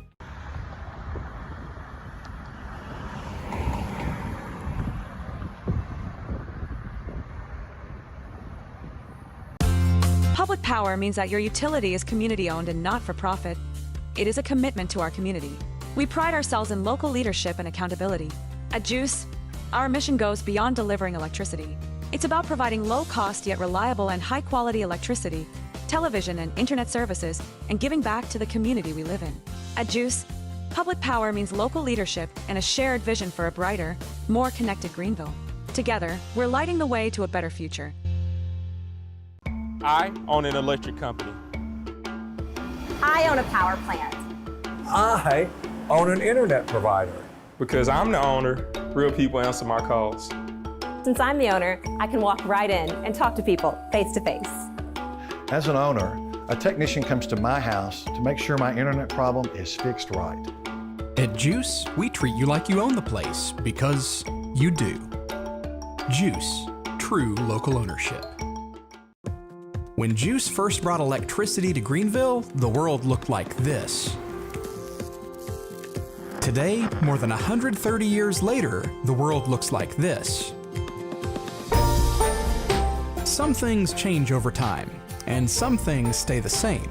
Competitive rates, reliable electricity, and hometown customer service.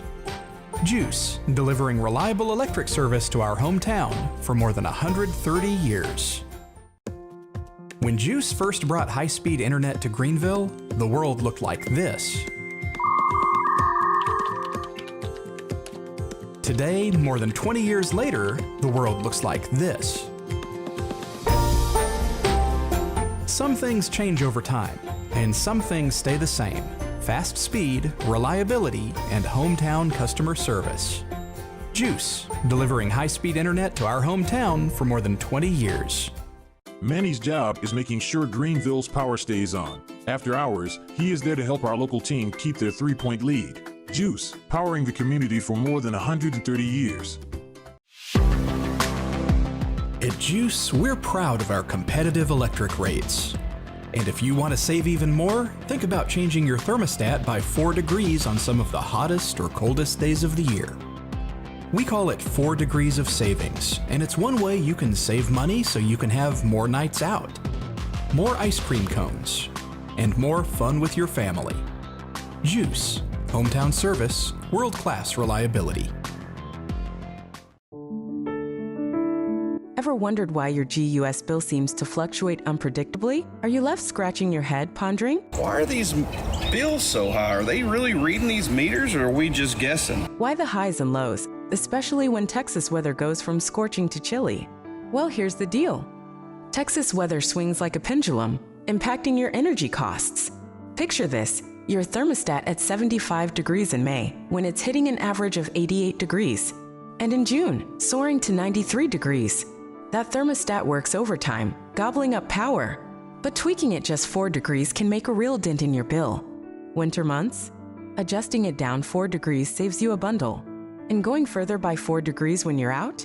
Even more savings. In summer? Employing strategies like running fans, shutting blinds, and sealing windows can offer extra help. Meanwhile, during winter, bundling up with an extra layer can boost your comfort without cranking up the heat. Tonight, as you root for your team, snuggle under a blanket, flick on a fan, or just the thermostat for savings. Juice reads those meters every month. Using advanced tech for accurate billing, your trust matters. Juice, your community-owned utility provider. Need details? Visit geus.org or call us at 903-457-2800.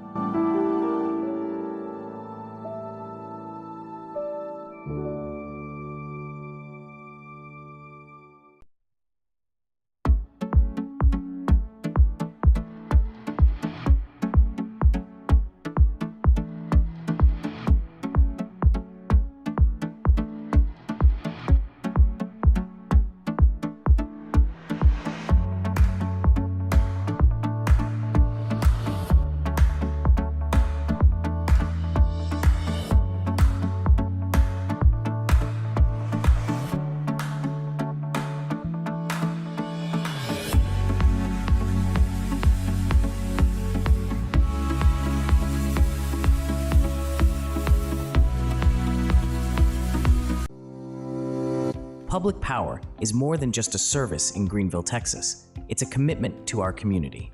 Juice is the first municipally owned public power utility in Texas, serving Greenville for over 130 years and nationally recognized for providing reliable public power to the citizens of Greenville. Public power means that your utility is community-owned and not for-profit. We pride ourselves in local leadership and accountability. Members of the Juice Board of Trustees are local citizens just like you. At Juice, our mission goes beyond delivering electricity.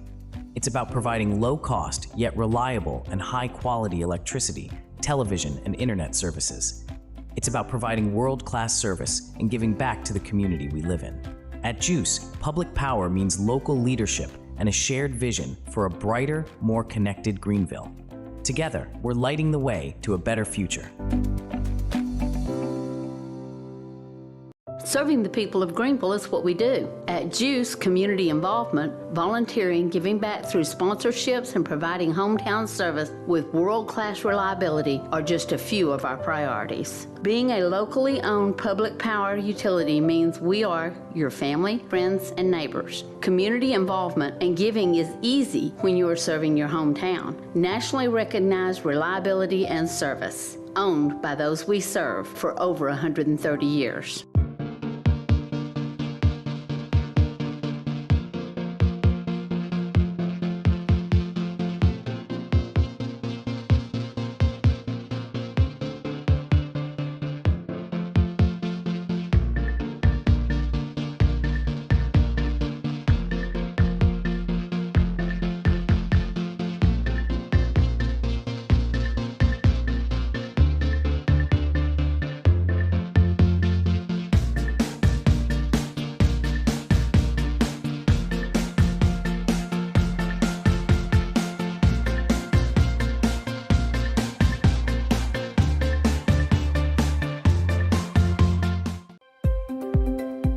Juice trims trees all year long because we want first-rate electric reliability. And you know what that makes? Mulch. Lots of mulch. Mountains of mulch. And if you know someone who needs mulch, just come to 502 Wesley Street to pick it up. You'll have to load it yourself, but you can take as much as you want for free. Because it's just one more way Juice is delivering hometown service and world-class reliability. Juice is proud to be the first municipally owned electric utility in Texas, dating all the way back to 1891. And we're proud to be the first city-owned cable and internet provider in Texas, too. But that's the past. What matters today is where we're going. Today's Juice is providing electricity and high-speed internet to a changing, growing, dynamic community. The future of Greenville and Hunt County matters to us because we live here too. We're your friends and neighbors, the folks you see at the grocery store and at church, who just happen to work for a public power and internet provider. And we're proud of it. We take care of the people who walk in the door because they're not strangers, or shareholders, or customers. They're our owners. Juice is owned and governed by the citizens we serve. We're overseen by a completely local board, made up of regular citizens who make decisions that benefit our community first and foremost, not necessarily distant investors or Wall Street. And our mission isn't just a feel-good idea about serving our neighbors. We also aim to be world-class at everything we do. That's why we've been nationally recognized for how reliable our electric service is, and it's why we're known for excellent customer service and competitive rates. We believe in being locally run and in being the best. Juice, hometown service, world-class reliability. Hometown internet service and support that fits your budget. Juice has you covered. Choose from 3 amazing packages. Need basic browsing? Try Juice 50. Streaming and gaming more your style? Juice 320 delivers. For the ultimate experience, try Juice 500 and keep the whole family connected. Whether you're streaming your favorite shows or competing online, Juice Internet keeps you connected. Visit geus.org or call 903-457-2800 to find the perfect plan for you today. Introducing GEUS Residential Internet, the gateway to your connected world. Experience lightning-fast speeds for seamless streaming, gaming, and video calls. Our expert technicians ensure a hassle-free setup so you can stay online without interruptions. Connect all your devices simultaneously, whether it's for work or play, thanks to our reliable service. Find us on the web at geus.org or call us today to get started at 903-457-2800.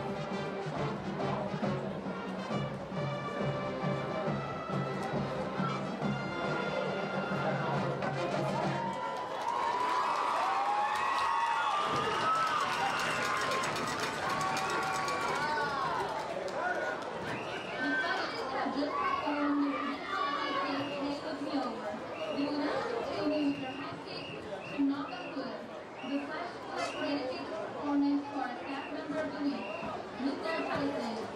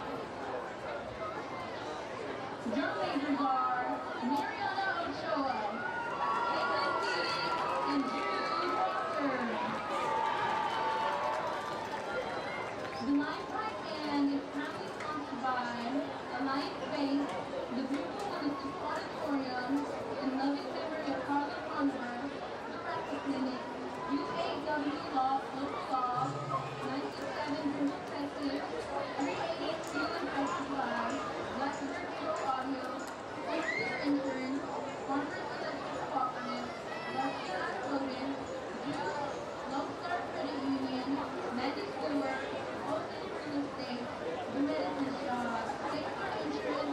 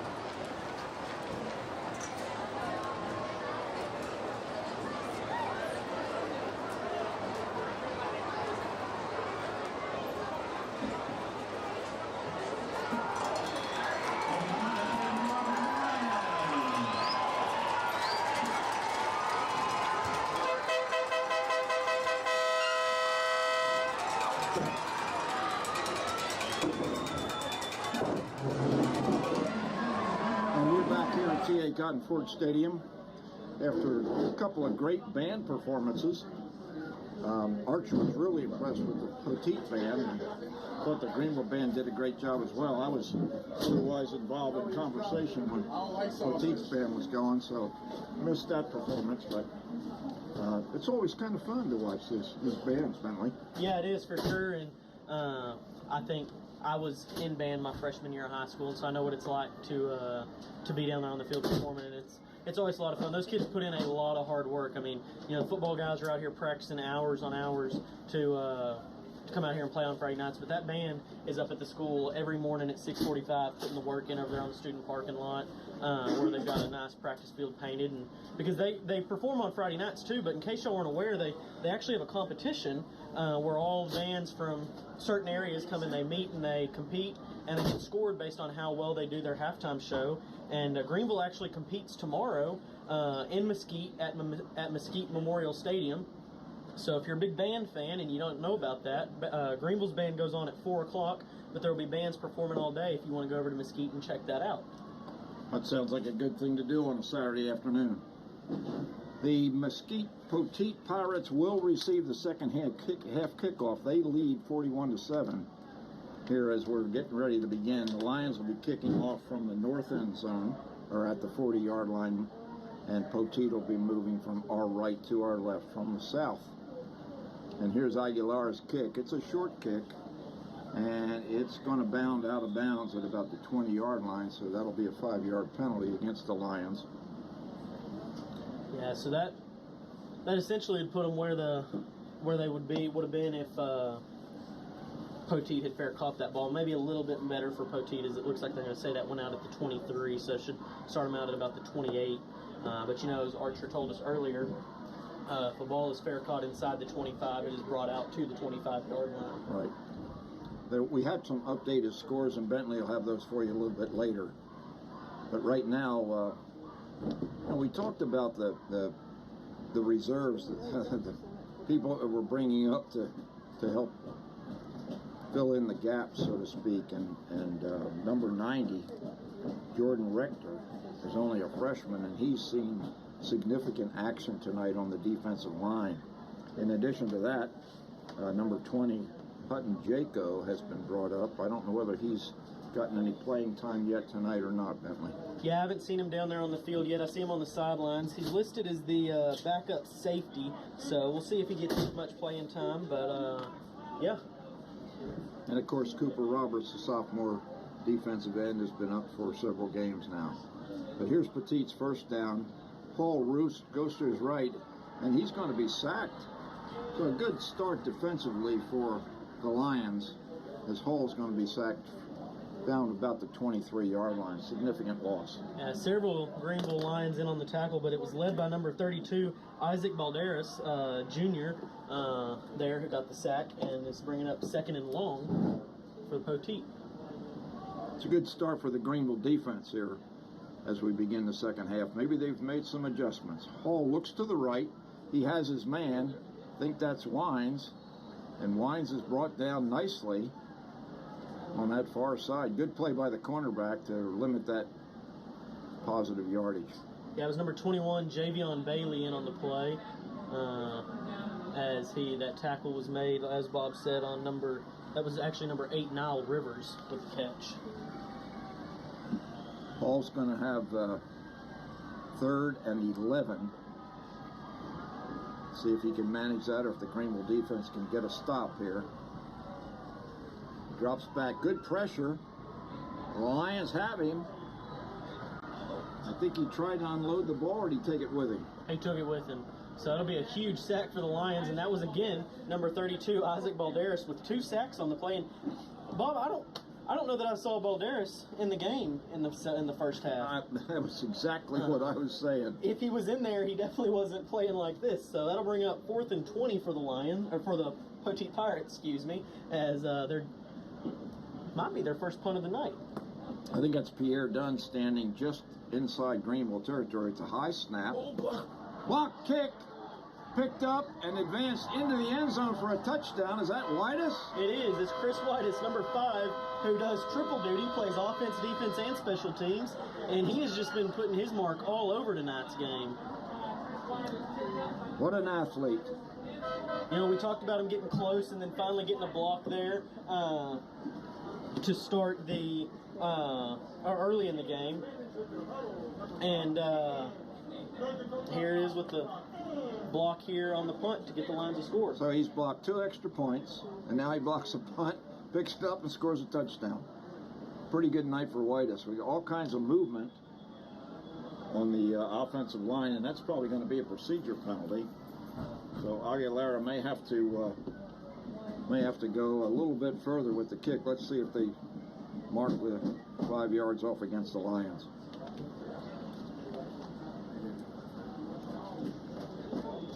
Hey, so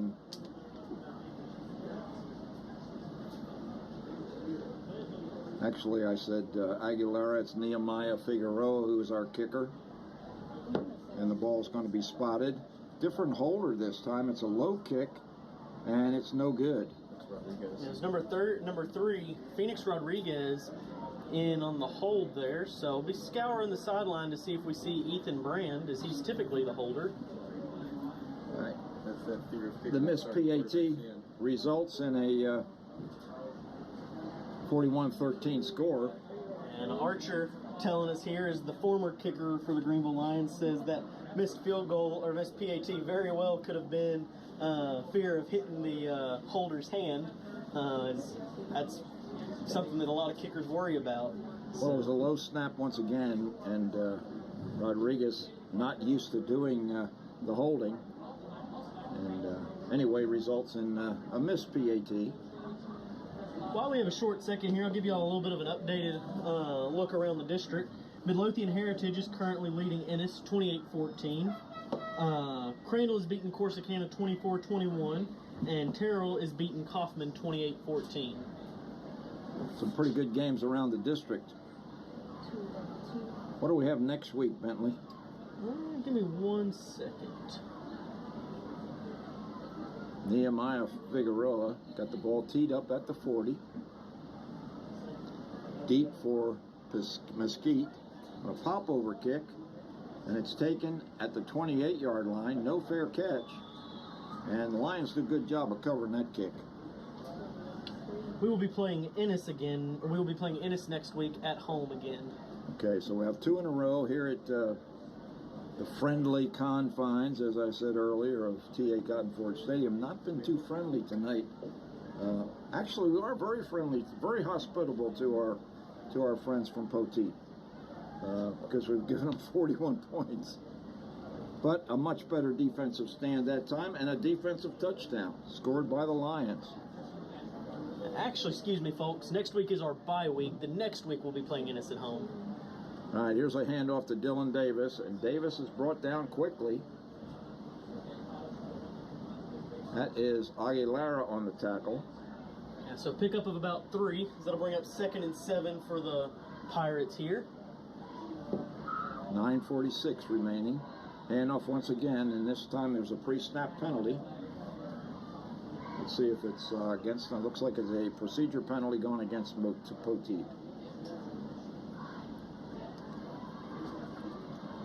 Yeah, and after the two sacks by Balderas against Poteet in that first drive, I'm not surprised to see him keeping it on the ground a little bit more here. I wonder if there was some kind of reason why Balderas was not able to play in the first half. That happens sometimes. But he certainly made a mark early here in the second half. The clock is stopped right now after the penalty. So Davis is standing next to Hall, man in motion. Ball drops straight back. It's going to be a screen pass, and it's incomplete. Balderas in coverage there. Yeah. Hall was definitely feeling the pressure there. Several Lions broke through the line, led by, again, aforementioned number 90, Jordan Rector, and forced him to not have the greatest throw, but Balderas was there quickly to make the tackle if they had caught it. So bring up 3rd and 12 here for the Pirates. Poteet sputtering just a little bit offensively, a 3rd and 12. Ball drops back under pressure once again, and the Lions have him for the third sack here in the third quarter. Yeah, so another sack there. It looked like that was probably number 40, Jorge Aguilera on the sack, but Balderas was back there quickly to help him, so official scoring decision on that could have been a half sack each. Well, the Lion defense all of a sudden has risen up to the occasion. The big guys are up front. Whitus is probably hoping he can block another one, but I don't see him on the field. It's a good snap, and it's almost blocked. Ball bounces back toward the Poteet goal line, and finally a white shirt gets it at the 36-yard line of Poteet. So excellent starting field position for Rodriguez and his troops. And that was number 5, Chris Whitus, who nearly blocked it again. So Whitus is all over the field and making sure Poteet knows that he's there. Hope he's got enough energy to maybe catch a touchdown pass there. Maybe. Well, that Greenville Lion offense now should have a little bit of momentum as we see Trenton Clayton going in to play the H-back position. So indeed, Brand may have some kind of an injury issue. We'll try to get the word on that. Right now, half snack to Rodriguez, and it's bobbled and then caught. It was a dangerous play there, but thankfully Bravion Colbert was able to come down with it. We'll call it a pickup of 5, so it'll bring up 2nd and 5 for the Lions. That was a circus catch.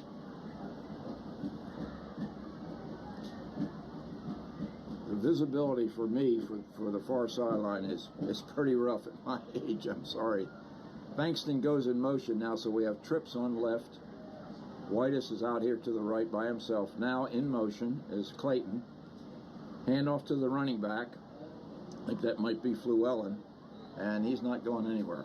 Yeah, it was Fluellen on the carry. It looks like they're going to call it just a no gain, bring up 3rd and 5 for the Lions. Clayton comes off the field and is replaced by Dunn, so safe to say that the Lions are probably going to throw it here. We have a laptop computer just to my left, which has it's almost like watching the big screen at Jerry World. So I probably ought to be watching some of that. I could get the numbers a little bit better. Rodriguez under pressure, just airs it out. And nobody home. Fortunately, no white shirt or red shirt in the area. Yeah, they lit him up there real good as the Poteet defender put his shoulder pads right in the ribs of Rodriguez, but thankfully it looks to be all right. Bring up 4th and 5 here with 8 minutes left in the third quarter, as it looks like the Lions are indeed going to go for it.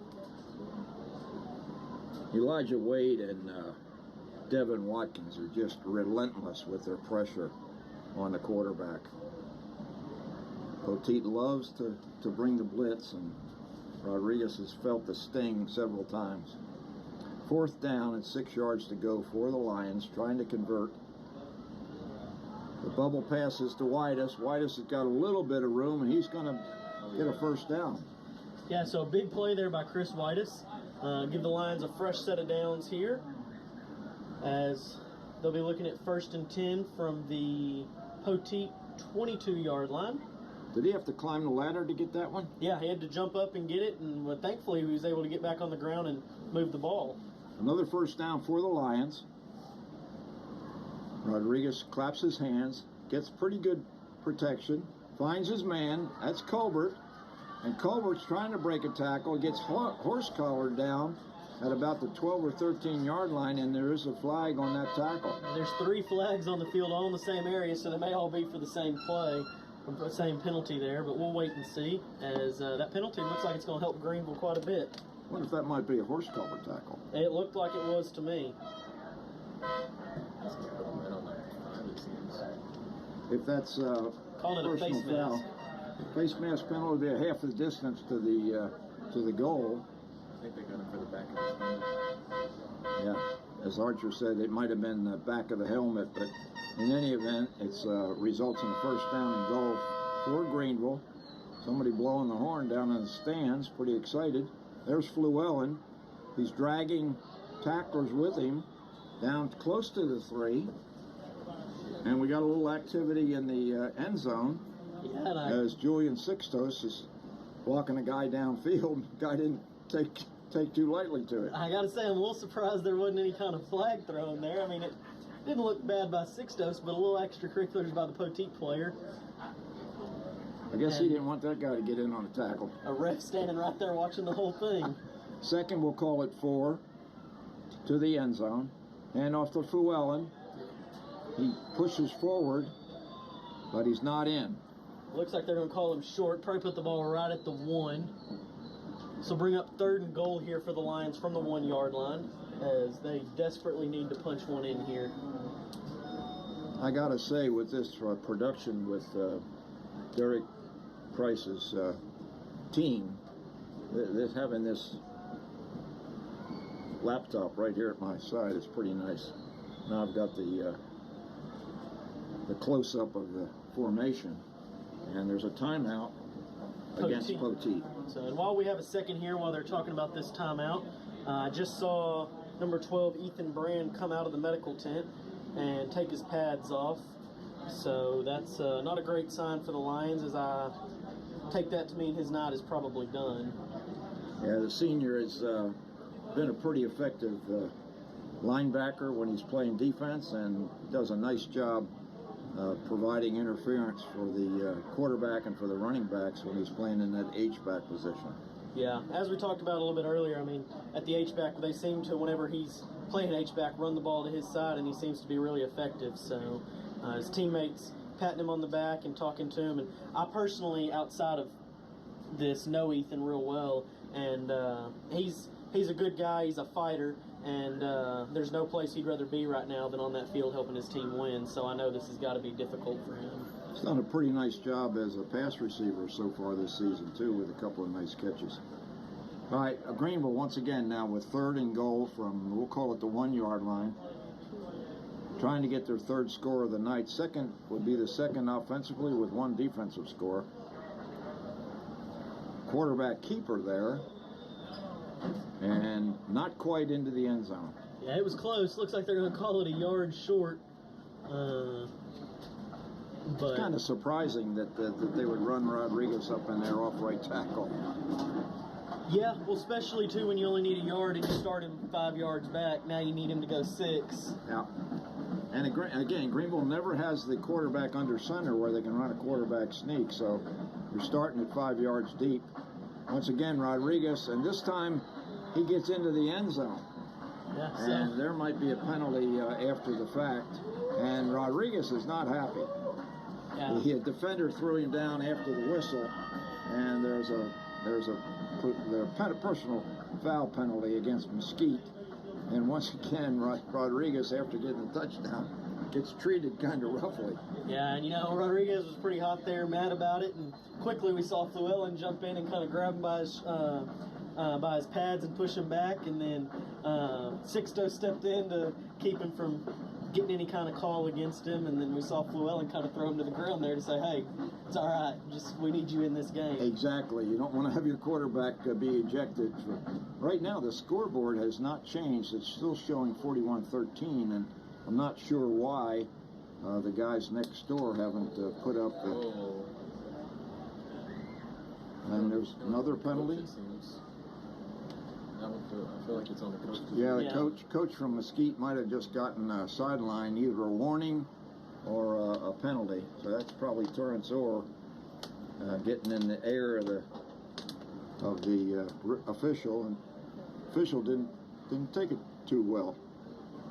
Yeah, so both teams are kind of, well, Greenville's talking over a little bit with their coaches. The kicker comes onto the field to kick the PAT here, which I'm not too surprised about. It'd be probably a pretty close kick. Yeah, it's pretty far back, actually. Looks like we got a penalty or something. Guys next door working the scoreboard still haven't changed the they must be waiting on the 13. He never saw them put their hands up for the touchdown, so they're waiting on the official call before they change it. Looked like a touchdown. I believe it was a touchdown, but we'll see here in just 1 second. Oh, he was clearly into the end zone before he was thrown down. And here comes the official call. Offsides. Safety declined. It is a touchdown. There's the official call. Now, and then there's the unsportsmanlike conduct. Two of them against. And one on us. And one on Greenville. So, looks like they're going to spot the ball at the normal position for an extra point. A position that Archer O'Neill is very familiar with, having been the kicker several years ago for the Lions. Who was your holder, Archer? Diego Martinez. Diego Martinez was Archer's holder. Over the years, in the last few years, kickers haven't had a whole lot of opportunities to kick field goals or extra points. So this is a good thing. It's 41-19 right now as the Lions, with Phoenix Rodriguez holding and Nehemiah with the kick. Kick is up. Kick is good. Brings us to a score of Poteet Pirates 41, Greenville Lions 20, with 5 minutes and 41 seconds left to go here in the third quarter. And we'll see if any of those penalties are going to be assessed on the kickoff. But in the meantime, let's take a short break for these messages.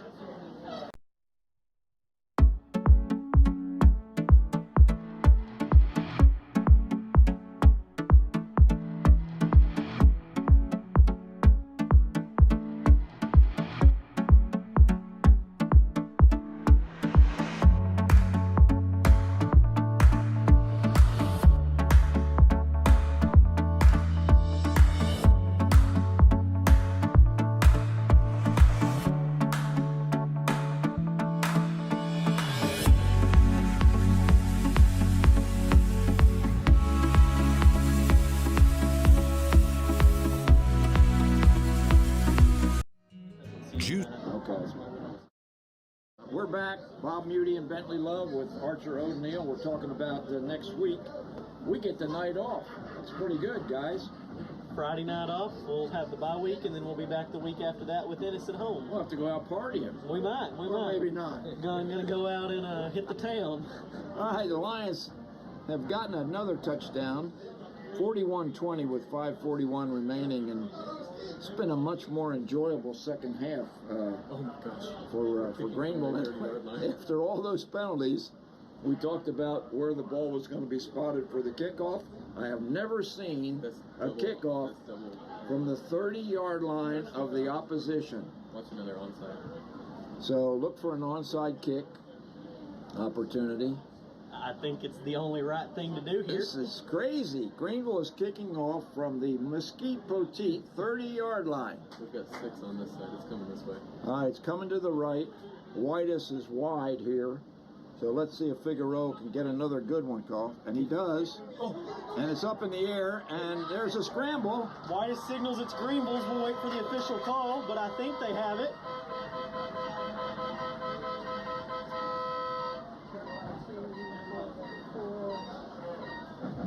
Wow, that's pretty exciting. That's a great kick by Figueroa again.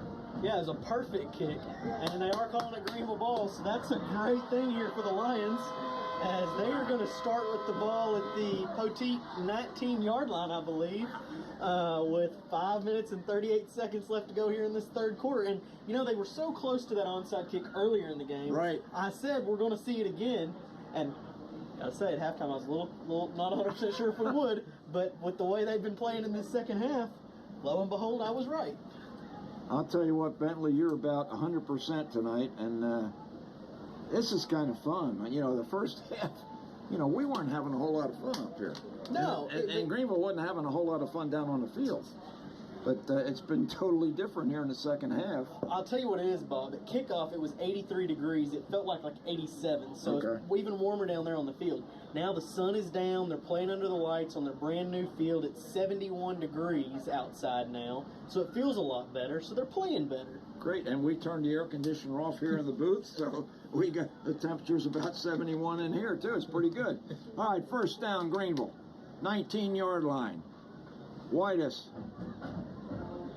Right, Rodriguez looking deep. Overshoots his receiver with Whitus at the goal line. Pretty good coverage. Pass a little bit too tall for the junior wide receiver. I'll bring up 2nd and 10 here for the Lions, as they just need to go 19 yards here. I'd like to see the Lions be able to push things into that black end zone once again. Montana McEwen, the sophomore running back. Trenton Clayton in motion, back at the H-back. Hand off to McEwen. McEwen has some running room. He's down inside the 10, still going, close to the 5-yard line. I'll wait for the official spot. Looks like he got into about the 7, so it'll be a pickup of a first down there and bring up 1st and goal for the Lions from the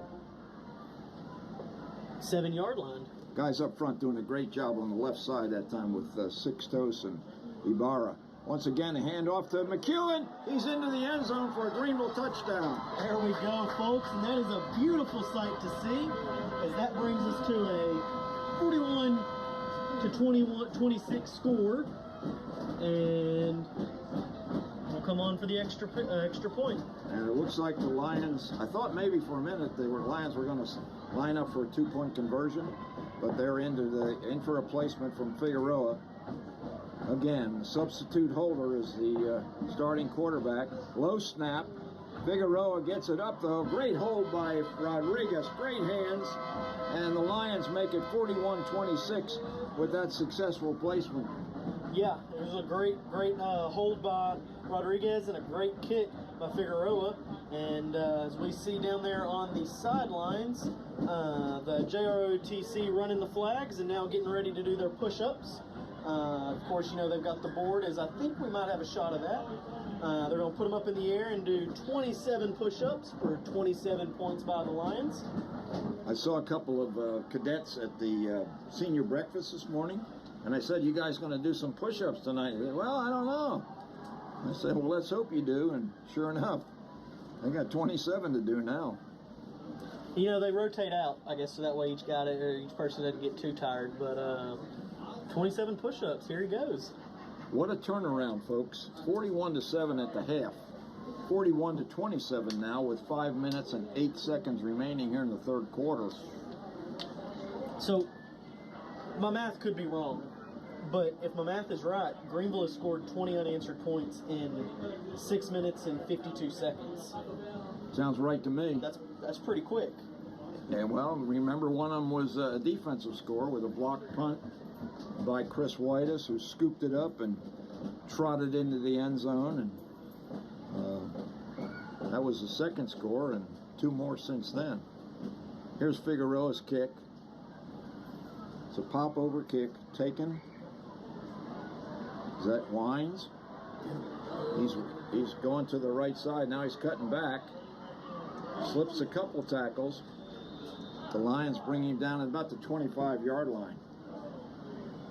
Several Lions in on the tackle, as that was number 16, Jaden Wines. Wines ran a long way for very few yards. Of course, this is no official injury update or anything because we don't have that up here. But I see Brand standing down there on the sideline at the 50, and it looks like he has maybe like some sunglasses on, which makes me think it's probably a concussion. And I remember seeing a play where he got popped pretty good, so hopefully it's nothing too bad. 1st and 10 for Poteet. Ball hands off to the running back. Running back is loose. Down to the 40. That's Dylan Davis. And the senior is thrown out of bounds by Devin Stroud at the 42-yard line. So good pickup there for Davis. Quick conversion for Poteet, and they're quickly over the ball. Greenville not quite set up defensively, but I think Savage got a hand on Davis, but he's loose now, and he's picked up huge yardage down inside the Greenville 30-yard line. And a tackle there was made by number 21, Javion Bailey, as well as number 5, Chris Whitus, after a big pickup by Davis. LeGarrette Savage had his hands on Davis, but he slipped out of his grasp. First down. Davis again off left tackle. Gets slammed down by a few people, including Savage, but not before he picks up good yardage. Tackle was made there by number 70, LeGarren Savage, and number 33, Makai McEwen. Pickup of 5, bring up 2nd and 5 for the Pirates. And they're putting a lot of pressure on the Greenville defense now by going quickly out of the huddle. Fake handoff, quick throw. That's probably Wines. Wines are... It's number 8, Nile Rivers on the catch and the score. Those two receivers, they got the long hair and they're both real quick, and Rivers takes that one into the end zone for a quick score, and Poteet responds to Greenville's offense with a touchdown of their own. Looks like there's an injured Lion on the field. Not sure who that is, but down at about the 6-yard line. Looks like number 40. Yeah, it is number 40, Jorge Aguilera, which is not great at all for that Lions defense, as their linebacker core is already pretty banged up, and Aguilera is a big part of that linebacker core. Yeah, he's kind of limping off the field. Kind of might be a cramp situation. I'm familiar with cramps. Yeah, yeah. Here's a placement. Aracena trying to make it point number 48. Almost blocked, but not this time. And that was... it was number 34, Eddie Nepean. Yeah, he almost got that one. He burst through, and he's disappointed he didn't get his hands on it, but he was close. So 48-27, Poteet, 3:59 remaining. We'll take a quick break, and we'll be right back after this message from Juice. Public power is more than just a service in Greenville, Texas. It's a commitment to our community. Juice is the first municipally owned public power utility in Texas, serving Greenville for over 130 years and nationally recognized for providing reliable public power to the citizens of Greenville. Public power means that your utility is community-owned and not for-profit. We pride ourselves in local leadership and accountability. Members of the Juice Board of Trustees are local citizens just like you. At Juice, our mission goes beyond delivering electricity. It's about providing low-cost, yet reliable and high. There are 3 Greenville touchdowns. Mesquite goes smartly down the field in just a few plays to make it 48-27. Well, let's see if the Lions can answer right back again. Andrew Aracena, junior kicker, had plenty of activity tonight. Here's a short pop-over kick. That's going to bounce, and it's taken by Aiden Ray, and Ray's coming down the right sideline. He's got some room to run. He's got some interference, and he gets into Poteet territory. Great job. Unfortunately, though, I think that one's going to come back, as there's a flag back on the 30 in it. I watched it happen. I'm pretty sure it was holding against Greenville. I mean, it looked pretty obvious to me from up here at the booth. Hopefully I'm wrong, but I don't think I'm going to be on this one. Yeah, they're bringing that one back. So a good run by Ray, a good return by Aiden Ray.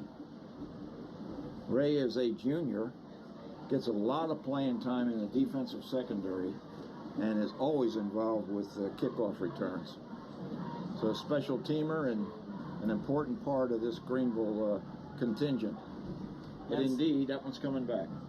Somebody, too, that we've even seen step up and play some wide receiver when somebody gets hurt, too. So Aiden Ray is another one of those guys who plays all 3 phases of the game. Several of the wide receivers do indeed play in the defensive secondary as well. So 1st and 10 for Greenville. Ball was spotted right at the 20-yard line. Trenton Clayton in motion. Hand off to McEwen. No, that's Fluellen. And Fluellen's got lots of room to run. Slips a tackle. Forced out of bounds at about the 29-yard line. They're going to call it the 29. Bob, you're right, excuse me, which will bring up 2nd and 1 here for the Lions after that good run by Fluellen. I think that's the first time tonight that I've been right, Bentley. Well, I've been watching the referee, and he stood at the 28 for a second and then changed his mind and went to the 29. We'll call it 2nd and 1. Rodriguez takes a snap, fakes a handoff, looks downfield. He's got an open receiver, that's Whitus, and he's pushed out of bounds at the 38-yard line. Yeah, so bring up a fresh set of downs for the Lions from the 38 after that good pickup. And Poteet brought several rushers there, but thankfully Llewellyn was able to step up and give the line a little bit of an assist on the blocking and give Rodriguez some time to make a throw there, and lo and behold, picked up a first down.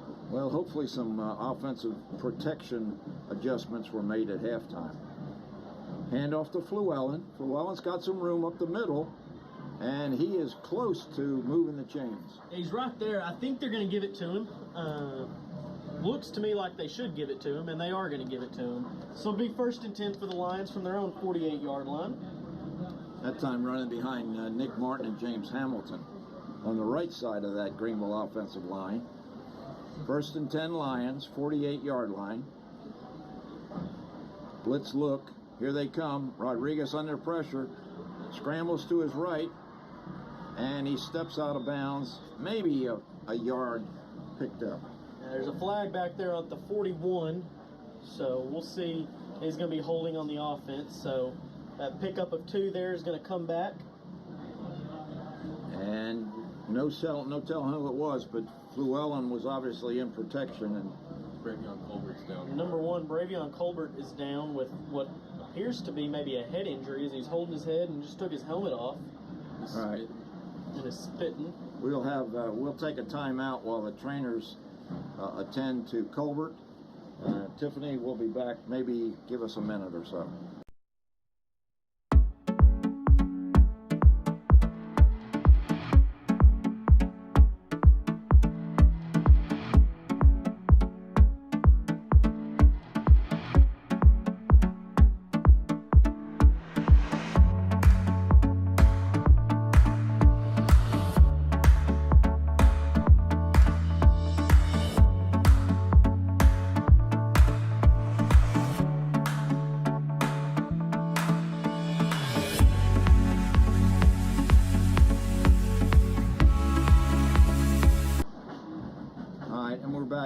Colbert made his way to the bench under his own power.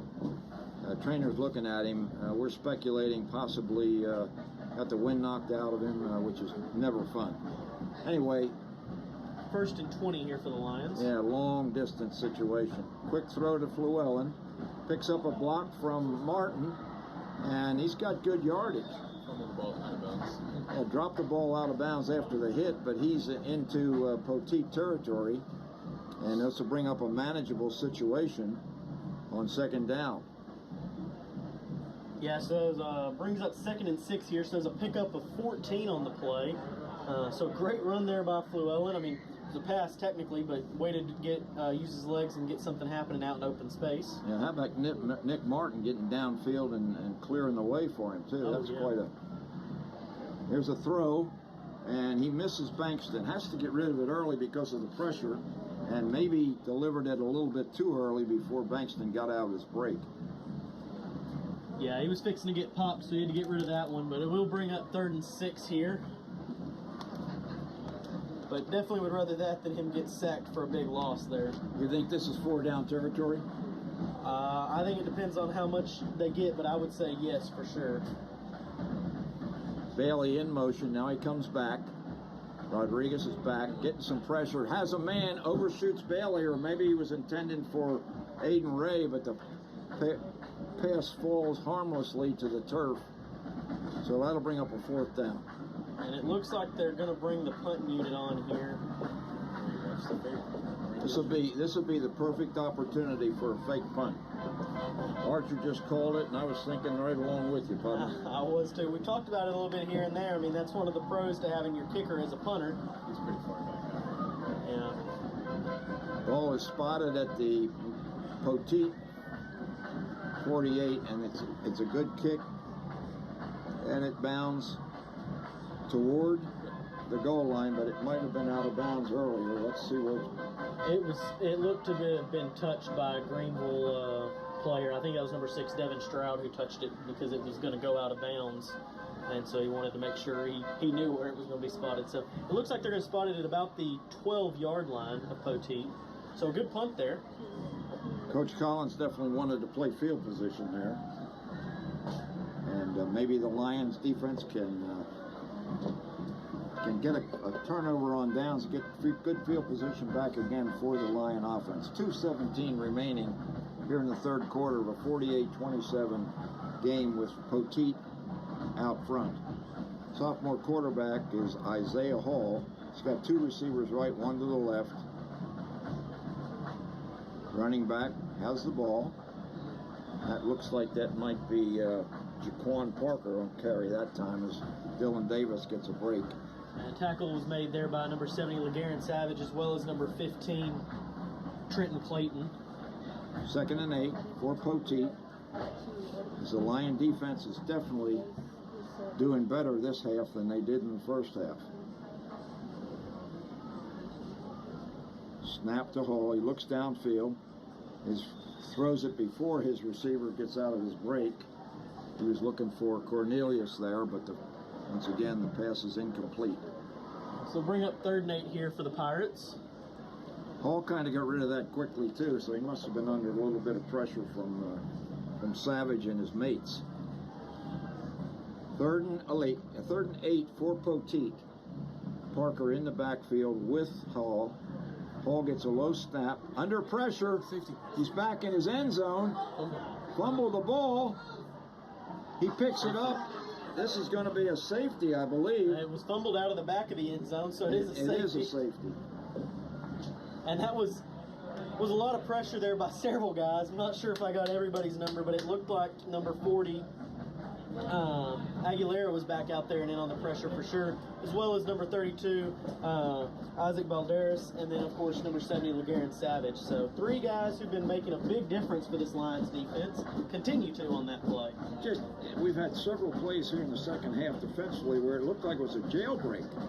I mean, what has happened to the offensive line blocking for Poteet? I mean, Greenville is just putting all kinds of pressure on the sophomore quarterback, and he's not responded very well at all. So we've got a safety for Greenville, so 2 points makes it 48-29, and Poteet will be kicking from their own 20-yard line. This is an option here as to whether or not they want their punter or their placement kicker, Aracena, to kick it off the ground. What would you think, Archer? You think they'll punt or? Well, I didn't know that was an option, but I would always punt. But it looks like they're going to take a kick. Yeah. That's pretty wild. That was just like a scramble drill. Yeah. My goodness, I thought they'd be able to tackle him for a safety, and they threw him to the ground. But I think he got back and got to the ball, and may have actually tossed it out of the end zone to prevent a touchdown for Greenville. And you know, if he did, I guess you could say that's heads up. Rather have give up 2 points than 6 or 7. Pretty smart play by Hall. Yeah, just a sophomore. Okay, Arizona's I think he's got the ball. It looks like he's going to punt it. And it may be, indeed, he gets it up in the air. It's going to hit the ground, but it bounces directly to a Greenville receiver. That's Keebrian Williams. He's running to the far side, and he gets it up into Poteet territory at the 45-yard line. So good field position to start for Rodriguez. So Greenville's going to try and make something happen here. They need to go 45 yards to score and see what they can do. They've had a lot more success moving the ball this half than they did in this quarter. We're still in the third quarter than they did in that first half. So I think we'll see a combination of some pass plays, but we see McEwen in too, so maybe see him run some. There's a lot of adjectives you could use to describe this game so far, but I think crazy would be a good one. 1st and 10 Lions, 45-yard line of Poteet. McEwen in motion, low pass, incomplete, looking for Colbert on the far side in the bubble screen. Again, good pressure on Rodriguez. Yeah, it would have been great if he could have completed that pass, but it's a good thing to see Colbert back in there. I guess, Archer, maybe you were right. He just got popped in the stomach real bad. It was Jabari Williams, number 1, under pressure that time. 2nd and 10, Greenville. Good snap. Pressure again. Finds his man. Bankston is tripped up at the 40-yard line. Good tackle there. They're going to spot that at the 39-yard line, so it'll be a good pickup of 6 there for the Rodriguez-Bankston connection, as that'll bring up 3rd and 4 for the Greenville Lions. And Damon was trying to make something happen with yards after the catch that time. He took a hard shot, holding his back as he comes off the field, replaced by probably Nolan Graham. That was number 2, Nolan Graham. 3rd and 5, we'll call it a short 5 for Greenville. Low snap, looking downfield for the bomb. He's got his man, and inside the 5-yard line, I could guess who that is. It was number 1, Bravion Colbert, who made the catch, and I think they're going to call him down right at the 7.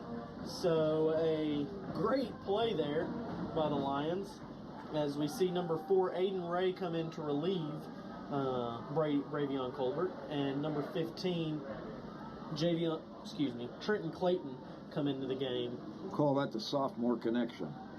1st and goal. Hand off to McEwen. He's sidestepping and stuttering. Maybe gets a yard. Yeah, we'll see what the official call is here. It looks like they're going to keep him right at the same place. So it'll be 2nd and goal here from the 7, excuse me. It looks like we're going to have. Yeah, it looks like we're going to have the end of the 3rd quarter. So Bentley and I will take a break and catch our breath, and we'll be right back after these messages from Greenville Electric Utility System. I own an electric company. I own a power plant. I own an internet provider.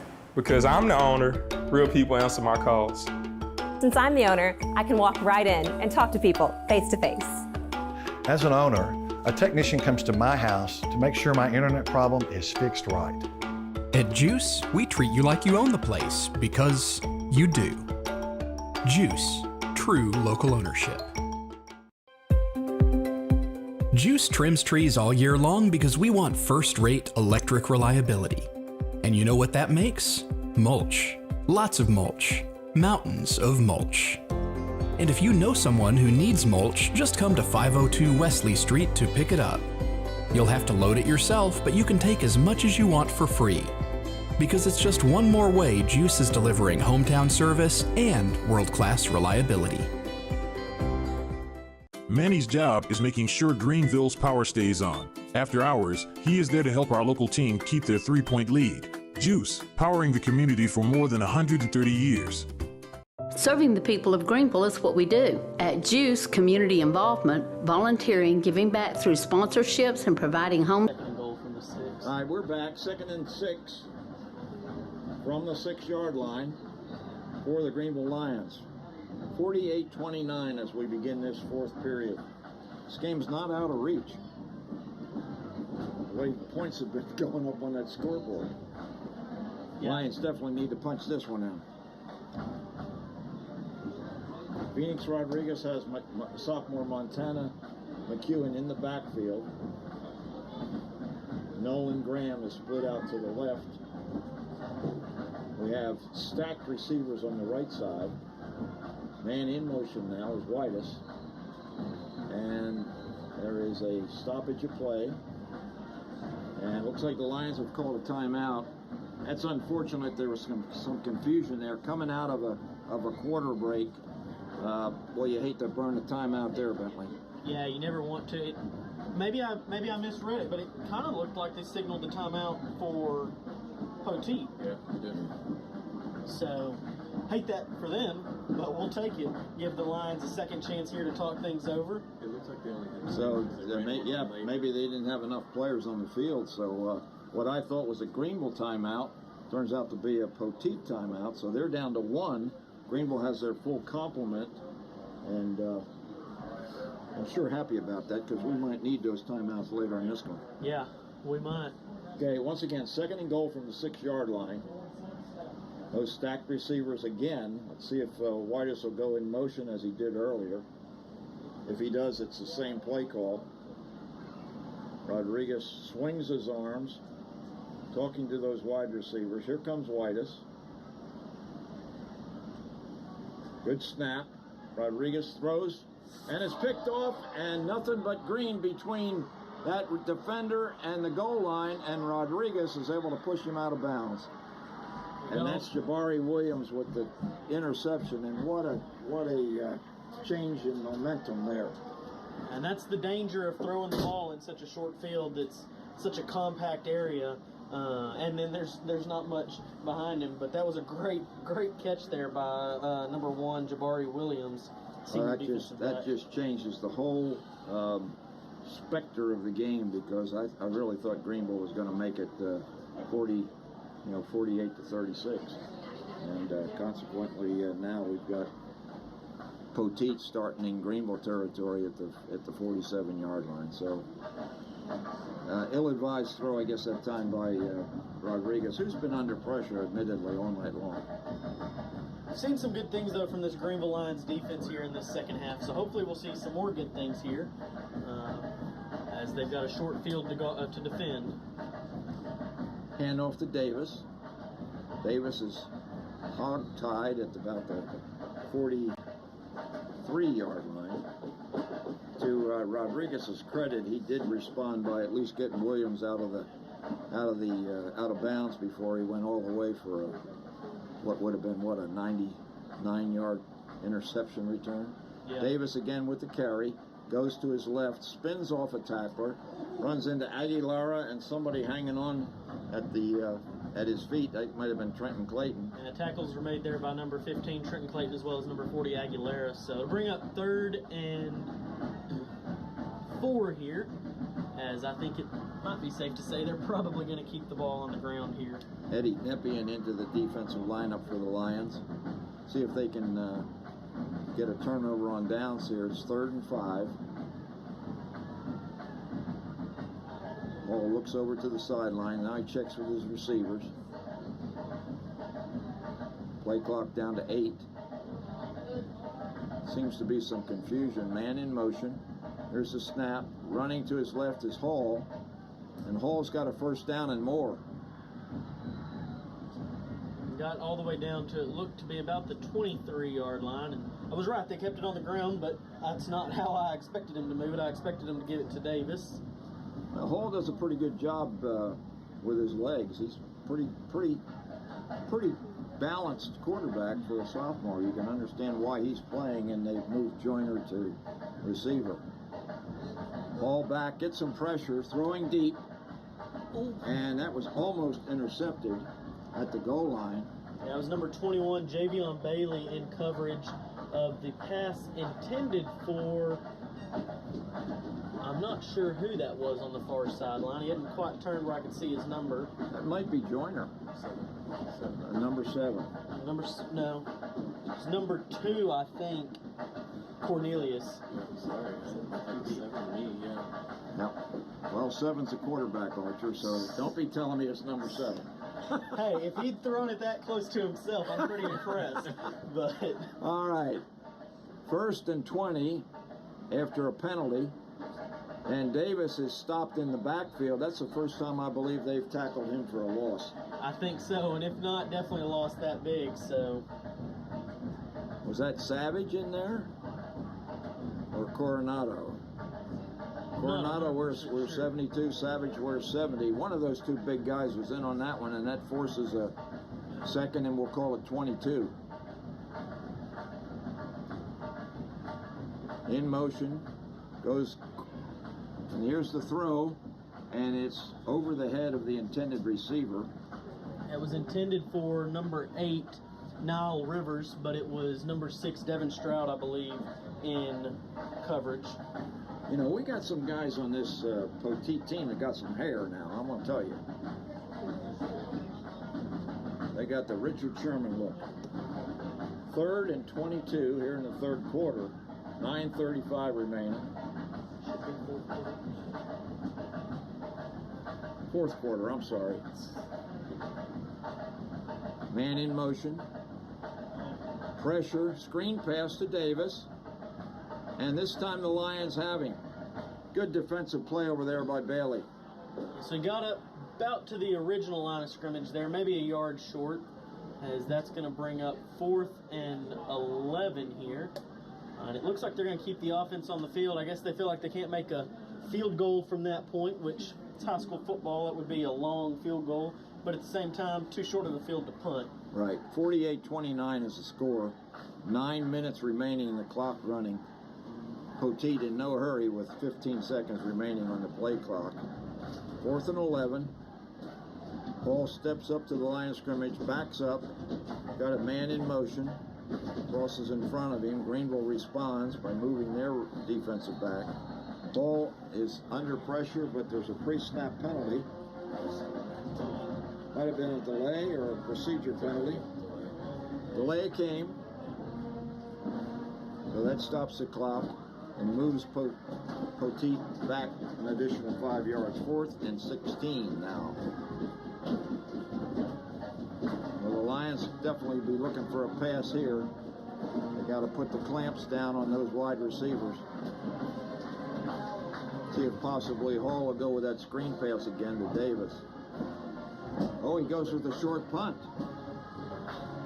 And that's going to go, oh no. Oh no, no, no. That ball was bouncing right at the goal line.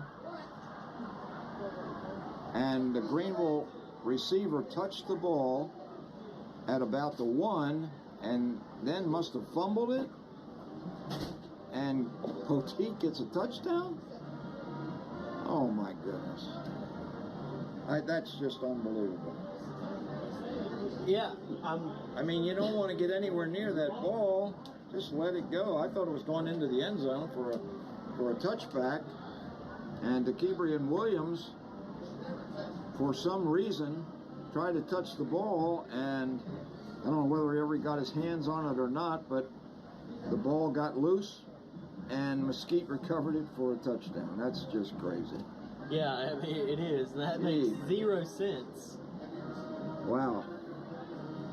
Well, that's really unfortunate. The Lions have had several unfortunate things happen to them, but that's probably the most unfortunate. So, unusual touchdown for Mesquite, and now an extra point makes it Poteet 55, Greenville 29 with 8:15 remaining here in this football game. Absolutely nuts. Yeah, and not what you want to see whenever you have been playing so well this second half, and to see it start sliding further and further away. Well, you force a short punt with good defense, and then you just have an error in judgment. Just a split-second decision. Instinct said to Williams, "Hey, I need to get this ball," you know. And I guess he was thinking he didn't want it to be downed inside the 1 yard line. The punt, strangely enough, looked like it was going in the end zone, and then it bounced backwards. Yeah, which, I mean, you can't blame him for not wanting to be down in the 1, but you don't touch the ball that close whenever there's that many defenders around you. I mean, no. That's just asking for something like that to happen. Yeah. And unfortunately to the Lions, it happened. It's been one of those kinds of seasons thus far. Lions have had flashes of positivity tonight, but there have been some things happen that have just been, as I said, absolutely crazy. Lions down 26 here with 8 minutes and 15 seconds to go in the game. It got close there for a while. We got within 3 scores, I guess, and looked like we had some possibilities. But Andrew Aracena, again, getting plenty of work today. And this one, he just kind of hooks that one, shanks it, or hooks it out of bounds. So it went out of bounds right at, I believe, the 28-yard line. We're going to call it the 29. So after that 5-yard walk-off, it'll be spotted at the Greenville 34-yard line, more than likely. 55-29. You know, it's hard to describe this football. Put an adjective on this game, and you'd have to go deep into the dictionary, I think. Yeah, I don't know that you could describe this game with just one word or anything. Well, once again, the Greenville offense is on the field. 3 receivers are to the left, nobody to the right. That's pretty unusual. McEwen blocking. Nice pass to Bankston. Bankston up the field. Is loose at the 30-yard line of Poteet. got 3 guys forcing him out of bounds at the 25-yard line. A beautiful throw and run after the catch by Damian Bankston. Yes, getting all the way down to the 25. That was a pickup of about 41 yards on the play. So a great play there by the Rodriguez-Bankston connection. That's a perfect example of the potential that this team has if they could just get more consistency with their offense. 1st and 10. Rodriguez looks to his right. He has his man, but it's incomplete. Looking for Whitus on the far sideline. I bring up 2nd and 10 here, as I believe that was number 21, Fuad Onala, on coverage for the Poteet Pirates. Bankston back into the game for a 2nd and 10 with 7:40 remaining in this one. Pardon me. 3 receivers left. Chris Whitus by himself out to the right. Matana McEwen. High snap. Muffed by Rodriguez, and he is grabbed for a sack. Once again, a little bit of problems with the connections between Davenport and Rodriguez, and that's going to slow down that Greenville offense again, putting them in a deep hole. I think they're going to say that his knee was down, so it'll bring up 3rd and 19 from the Poteet 34-yard line. Oh, it's 4 down territory, but that's a big ask. Let's see if Rodriguez can come up with something here on 3rd down. Drops back. It's a quick screen pass, and it's over the head of Whitus. So it'll be out 4th and long. And, you know, they converted a play on, was it 3rd down that was even longer than this earlier in the game? Exactly.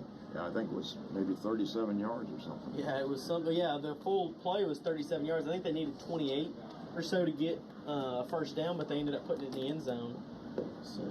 Well, let's start with a good snap from Davenport to Rodriguez. Give him an opportunity to make something happen. Get it to one of his wide receivers. 3 receivers to the right. A little bit low on the snap, but Rodriguez handles it. He's scrambling now to his left.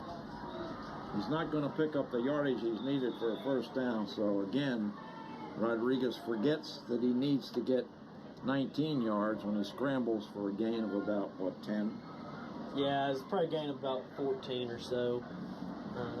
So about 5 yards short as they're going to give the ball to the Poteet Pirates at the Poteet 17-yard line.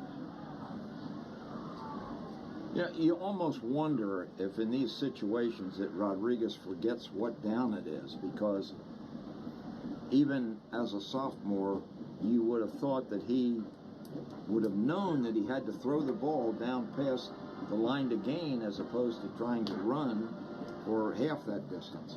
Yeah, well, I agree, but I kind of think, too, it probably has something to do with him being a smaller guy, and he sees that pocket collapsing, and he starts to think, I got to get out of here, and then he starts to think, well, I don't want to get popped by this guy. Yeah, well, that's probably a good point, Bentley. Looks like we got some reserves in there for Poteet as number 9 carries the ball, Jeremiah Tendemi. And we have an injured Lion on the play. I believe that's number 15, Trenton Clayton, who is in for the injured number 12, Ethan Brand. Yeah, it's looking like a lower leg injury, possibly cramps. Hopefully it's just that's all it is. Yeah. Clayton is down. Well, we'll take a break. Tiffany, give us this note from Juice. Juice trims trees all year long because we want first-rate electric reliability. And you know what that makes? Mulch. Lots of mulch. Mountains of mulch. And if you know someone who needs mulch, just come to 502 Wesley Street to pick it up. You'll have to load it yourself, but you can take as much as you want for free. Because it's just one more way Juice is delivering hometown service and world-class reliability. Hometown internet service and support that fits your budget. Juice has you covered. Choose from 3 amazing packages. Need basic browsing? Try Juice 50. Streaming and gaming more your style? Juice 320 delivers. For the ultimate experience, try Juice 500 and keep the whole family connected. Whether you're streaming your favorite shows or competing on... Bob Muty, Bentley Love, and Archer O'Neill back here at T.A. Cotton Ford Stadium for another 6 minutes and 36 seconds. Trenton Clayton ran off the field under his own power, probably just a cramping issue. So a linebacker in there replacing him. On the quarterback keeper with lots of room to run, and that's the quarterback from last year who now has become a wide receiver, number 6, Kevin Joyner. And he picks up good yardage for a Mesquite Poteet first down at the 42-yard line. Now Joyner is a senior, and I don't remember calling his name very much earlier in the game. So he's been replaced at the quarterback spot for the season by this young sophomore, and he obviously is able to run the ball pretty good. Maybe he just doesn't throw it well. But first down for Poteet. Joyner hands off, and his running back is brought down at the 45-yard line. Tripped up by number 8, DeKebrian Williams, but tackle was made by number 32, Isaac Balderas. Balderas has a full game worth of stats, even though we've really only seen him in the second half, but I think he's got 2.5 sacks and at least 2 or 3 tackles. Yeah, and Eddie Napian's in there as well in the outside linebacker spot, but lots of different people playing in that linebacker spot from what it was at the beginning of the season when Hamilton and Armstrong Teeters were manning those spots. Second and we'll call it 7 for Poteet. Joyner throws to his left, has his man, slips a tackle, and is gang tackled at the 50-yard line. That tackle was made, it looks like, by number 4, Aiden Ray, as well as possibly an injured Lion. I'm not sure who that is, but we see his helmet coming off as the trainers are going to come on and take a look at him. A lot of guys go down tonight. We certainly can't afford to lose any. Looks like whoever it is going to be okay. I think that's number 40, Jorge Aguilera. Hey, Aguilera maybe got his bell rung or maybe got the wind knocked out of him. Tiffany, let's take a short break. We'll be right back, folks. When Juice first brought electricity to Greenville, the world looked like this. Today, more than 130 years later, the world looks like this. Some things change over time, and some things stay the same. Competitive rates, reliable electricity, and hometown customer service. Juice, delivering reliable electric service to our hometown for more than 130 years. Ever wondered why your GUS bill seems to fluctuate unpredictably? Hi, we are back. Having a lot of fun in the booth up here tonight. Never a dull moment with the three of us. Kind of like Alphonse Gaston and maybe it's the Three Stooges. I don't know, but here we go. Looks like we got 3rd and 2 for Poteet right at midfield. Kevin Joyner at the controls for Poteet. It's a low snap, hands it off, and the running back is buried, so that's going to bring up 4th down. Yeah, and big tackle there made by the Lions. Waiting to see who it was for sure. I'm still not sure. His jersey's bunched up. I think it was number 72, Sergio Coronado. So a player who's real effective on that Lions defensive line, but somebody we don't call that often. But when we do, we tend to call him 3 or 4 times. 4 minutes exactly remaining, clock running. Poteet going for it on 4th down and 2. Kevin Joyner takes a low snap. He's going to keep it himself, and he's not going to get there, so it'll be a turnover on downs for that Greenville defense. Yeah, good play there. Looked like it was number 33, Makai McEwen, who was delivered the final blow there. As the Lions will have a fresh set of downs from the Poteet Pirates 49-yard line with 3 minutes and 45 seconds left to go here in this 4th quarter. Yeah, Coach Orr getting some of his getting some playing time for some of his bench players in there. The Lion defense is able to create a turnover on downs, and get a chance to see a little bit more of sophomore quarterback Phoenix Rodriguez, who's had his moments tonight. Let's see if he can improve upon this 55-29 deficit. Ball just inside Poteet territory. He's looking right, nice throwing, has a man off the hands of Chris Whitus. That's an unusual situation right there. Yeah, and that's just something that you just don't want to see happen. I mean, it hit him right in the hands, and it looked like he, you know, they tell you catch before you run, right. And it looked like he tried to run before he caught the ball, and unfortunately that's what happens sometimes. Yeah, there was a defender right in the path, and I think he took his eyes off the ball to check on that defender before he got hit, and just didn't bring it in. Definitely heard footsteps. 2nd and 10. Good snap. Looking to his right, has Pierre Dunn. Dunn is brought down. Beautiful tackle that time. I believe that was number 25, Marcelo Sandoval, junior defensive back for Poteet with the tackle. Not before the pass yields a gain of about 6 yards. It'll be 3rd and 4. From the Poteet 43-yard line. Lions trying to make something happen with just a little over 3 minutes left. There's a nice catch by Colbert as he has to go down to get it. And once again, Bravion Colbert shows us what he's got.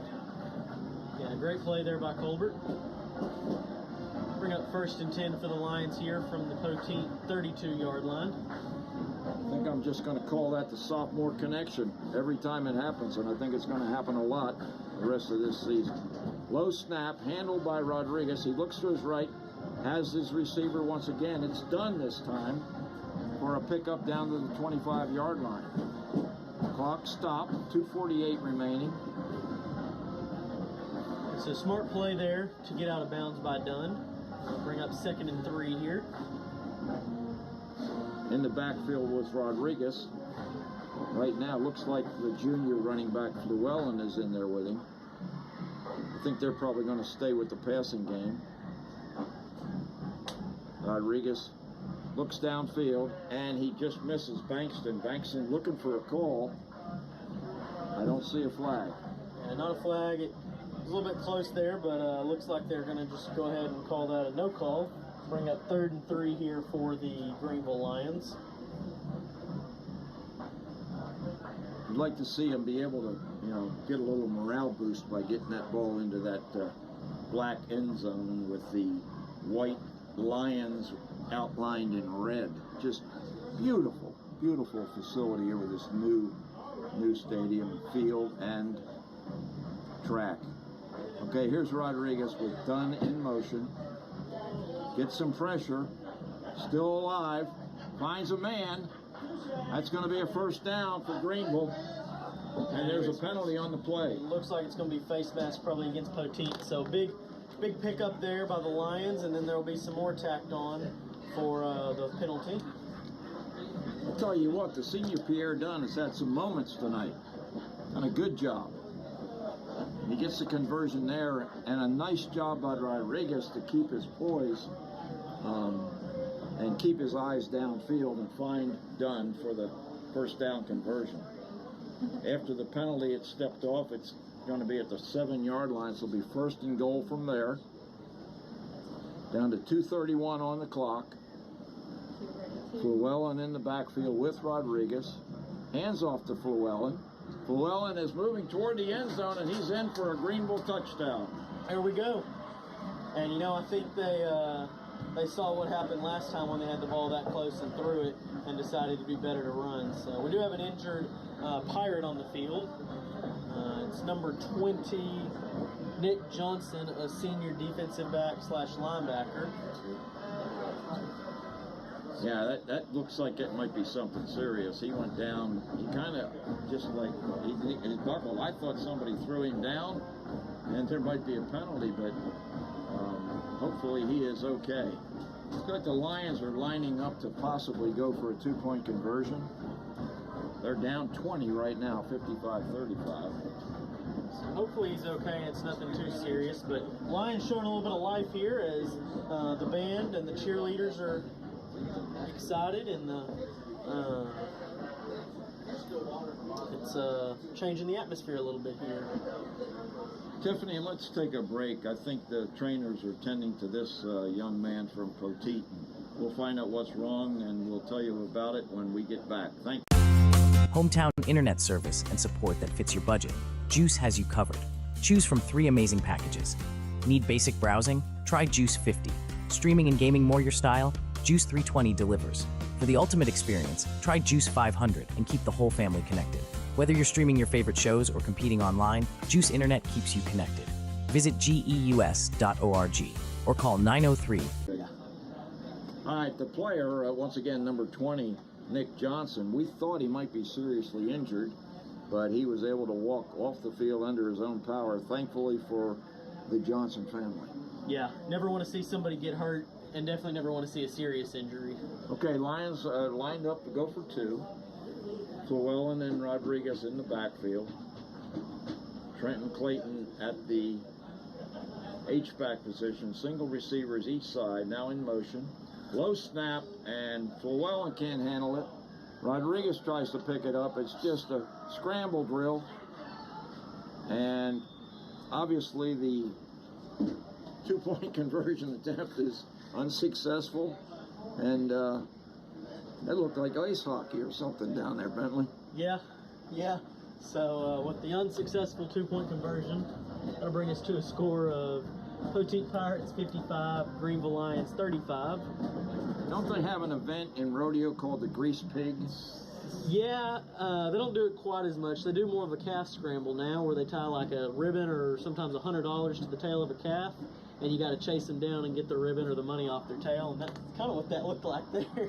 Well, I'll tell you what, we said this was a crazy game, and that was a crazy play. But again, it all results from the snaps. You know, we're just having problems connecting between the center and the quarterback, or the center and the holder. And I think those are some things that Coach Collins and his assistant coaches are going to be working on during this bye week. Yeah, well, and it looks like we might potentially get a 3rd onside kick attempt, as Archer pointed out to me.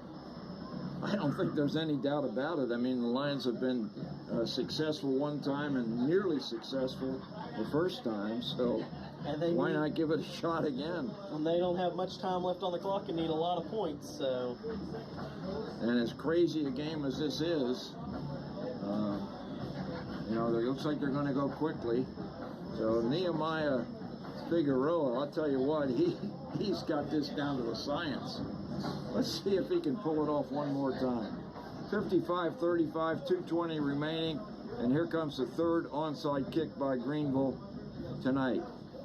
There it is, and this time looks like it's fielded very well by one of the receivers. That might be Rivers. Yeah, kicked straight to Nile Rivers. And there's a penalty on the play as a couple of guys got mixing it up. A little frustration maybe on the part of Greenville there.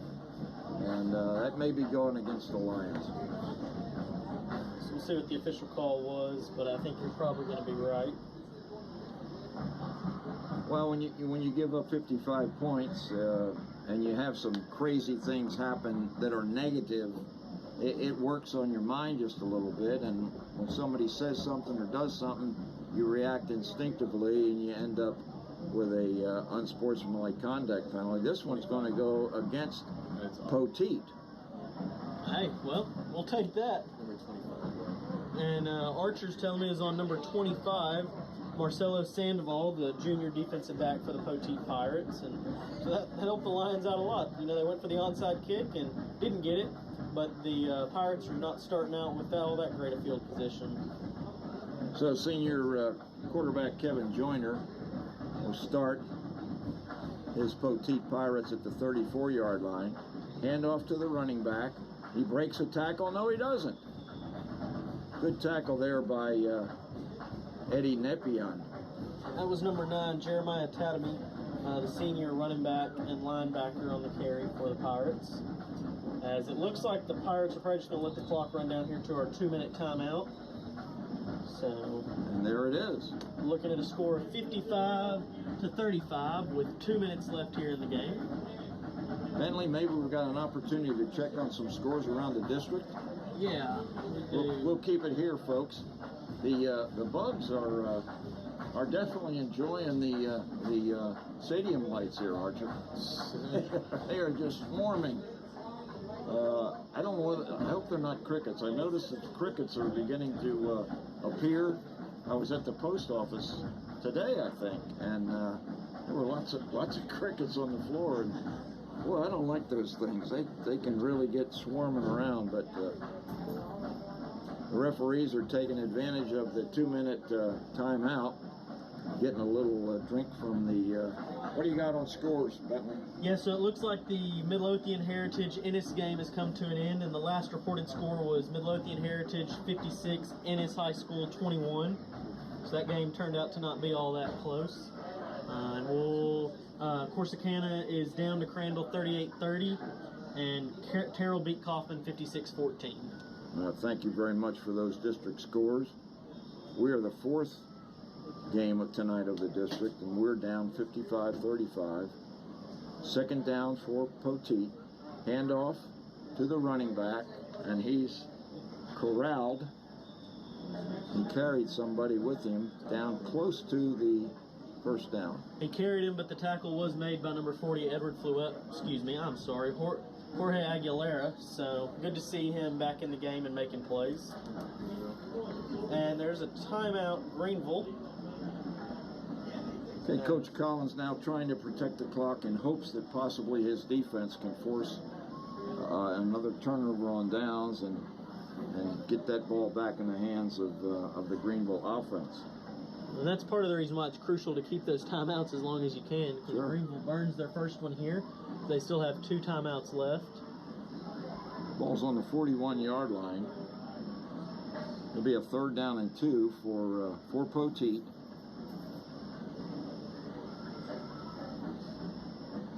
Well, what do you think of this field and this track? I think it's nice. I think it's really, really nice. I heard that they'd done it, but I had not seen what it looked like. And this looks like a 5A field and a 5A track.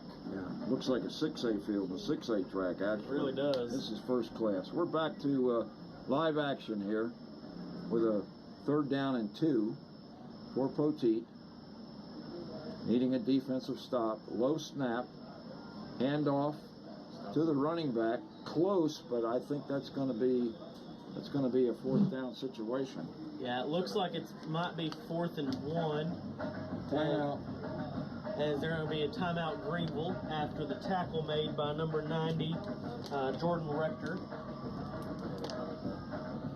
Looks like it's going to bring a punting situation, as Coach Orr is not going to mess around with field position and maybe try to force Greenville into another mistake by punting the ball away. Yeah, game's just close enough here that you wouldn't want to give the ball back to Greenville with this good a field position. But if they did get the first down, it would be pretty much Poteet's game here. So a bit of a gamble, but I think punting it would probably be the smart move, and the move I hope they make. Yeah, you'd just like to see the Lions get the ball back and have one more opportunity with, a minute 46 and 1 timeout left, excuse me. Brighton Young makes his first appearance on the field tonight. They're trying to get him into the game, but they can't decide exactly where they want to put him. Yeah. And now they send him in. It looks like he's going to be at the middle guard spot. This might be a short punt formation once again. And the Lions don't go for it. They just let it be kicked away. It's a good punt, and it's going to roll for Poteet down close to the 15-yard line before it stops. Well, that's where Rodriguez will set up shop with his offensive troops. So they're 85 yards away. Yeah, and we saw all Greenville players just stay as far away from that ball as possible after the last time. So, good job by the defense there to force a punt. Greenville have the ball, as Bob said, at the 15. Need 85 yards with 1:34 here, down by 20. 90 points scored in this game, Bentley. It's a heck If my of a math game. is correct. I believe it is, yeah. That's a lot of points, folks. We said early, we used the term track meet, and there's been several times tonight when people have been running loose with nothing between them and the goal line except green turf. Here's first down for Rodriguez, and that ball is almost picked off by number 34 for Poteet. So he steps into the passing lane. That's Bobby Hunter, junior linebacker. Yeah, dangerous pass there as Hunter went up to try to get that one and was kicked it away. Was he intending for Colbert there? I think so, yeah. Looking for that sophomore connection again, and Hunter broke it up. 2nd and 10 from the 15-yard line. Rodriguez looks for Colbert again. He's got him this time, and Colbert is corralled at about the 24-yard line, inbounds, so the clock will continue to run. Ray replaces Colbert as he's still down. 3rd, and we'll call it 2 yards for the Lions. Clock is running. Still have 1 timeout remaining if they choose to use it. Rodriguez looking to convert, and he moves, and I think that'll be a procedure penalty on him, as Davenport did not snap it when Rodriguez expected him to. Yes, that'll bring up 3rd and long here. Makes it a little bit more difficult. Yeah. Coach Collins trying to get an explanation as to why the procedure call. It looks like maybe they're not going to call it a procedure. Looks like he's going to let the clock run out again. Coach Collins has a tendency, this is the 2nd game that he's done this. Or was it a timeout? Okay, I'm wrong once again, folks. I thought possibly Coach Collins was just going to let the clock run out, but he did call his 3rd timeout. So the Lions are going to have an opportunity to try to make a conversion here on 3rd and 7. You know, I've watched a lot of Greenville football. I don't think I've ever seen a game change, momentum change as much as it has tonight, particularly here in the 2nd half. Yeah. First half was clearly in favor of Poteet, but here in the 2nd half, it's been, you know, back and forth and crazy. Well, that 3rd quarter was definitely in favor of Greenville, and then this 4th quarter has just been real back and forth, it feels like. More leaning towards Poteet a little bit. Okay, 3rd and 7 for Rodriguez. Blitz on, picked up pretty nicely. He scrambles to his right, looks downfield, and Whitus couldn't quite bring that one in. That would have been a first down if he'd been able to haul it in, but he was hit from behind just about the time the ball got there. Yeah, tough play to make there by Whitus, as that'll bring up 4th and 7 here with 49 seconds left to go, and of course the Lions are going to go for it. Whitus a little bit gimpy after that one. He split out wide right. Rodriguez has better protection this time. Now he's scrambling around, looking for a receiver downfield. He's going to throw deep. Bankston goes up for it.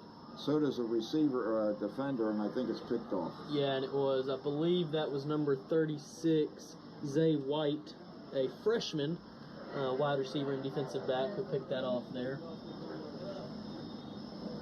Well, Rodriguez has had his moments tonight, and he's just trying to make something happen there. And Bankston typically can go up and get that one in a jump ball situation, but the defender had better position. And that'll be a Poteet first down at the 45-yard line. Greenville out of timeouts.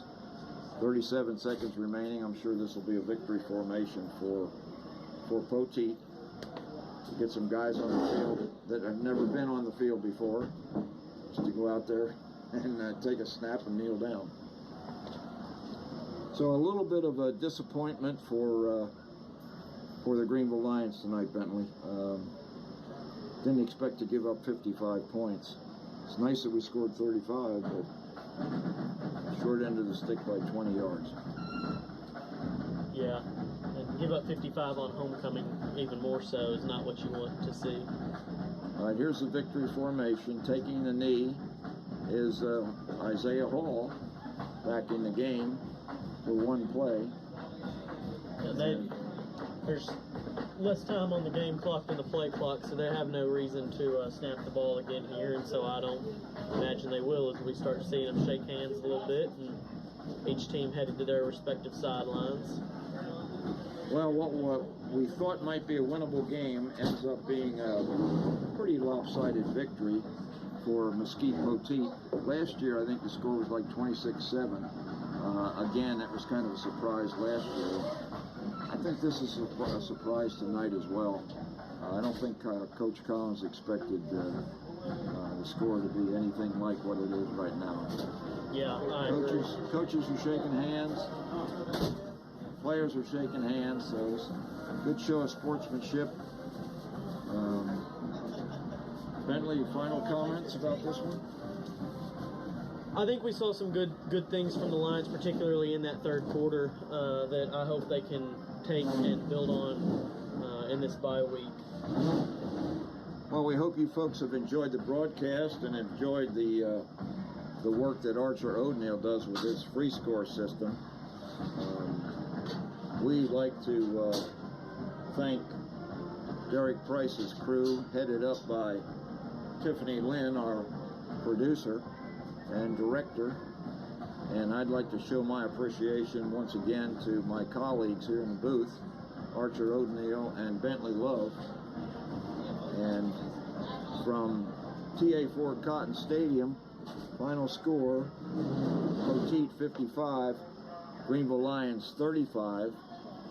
We'll say goodnight, everybody, and God bless you. This video has been brought to you by Juice. Juice is your community-owned provider for electric, internet, cable TV, and true local programming.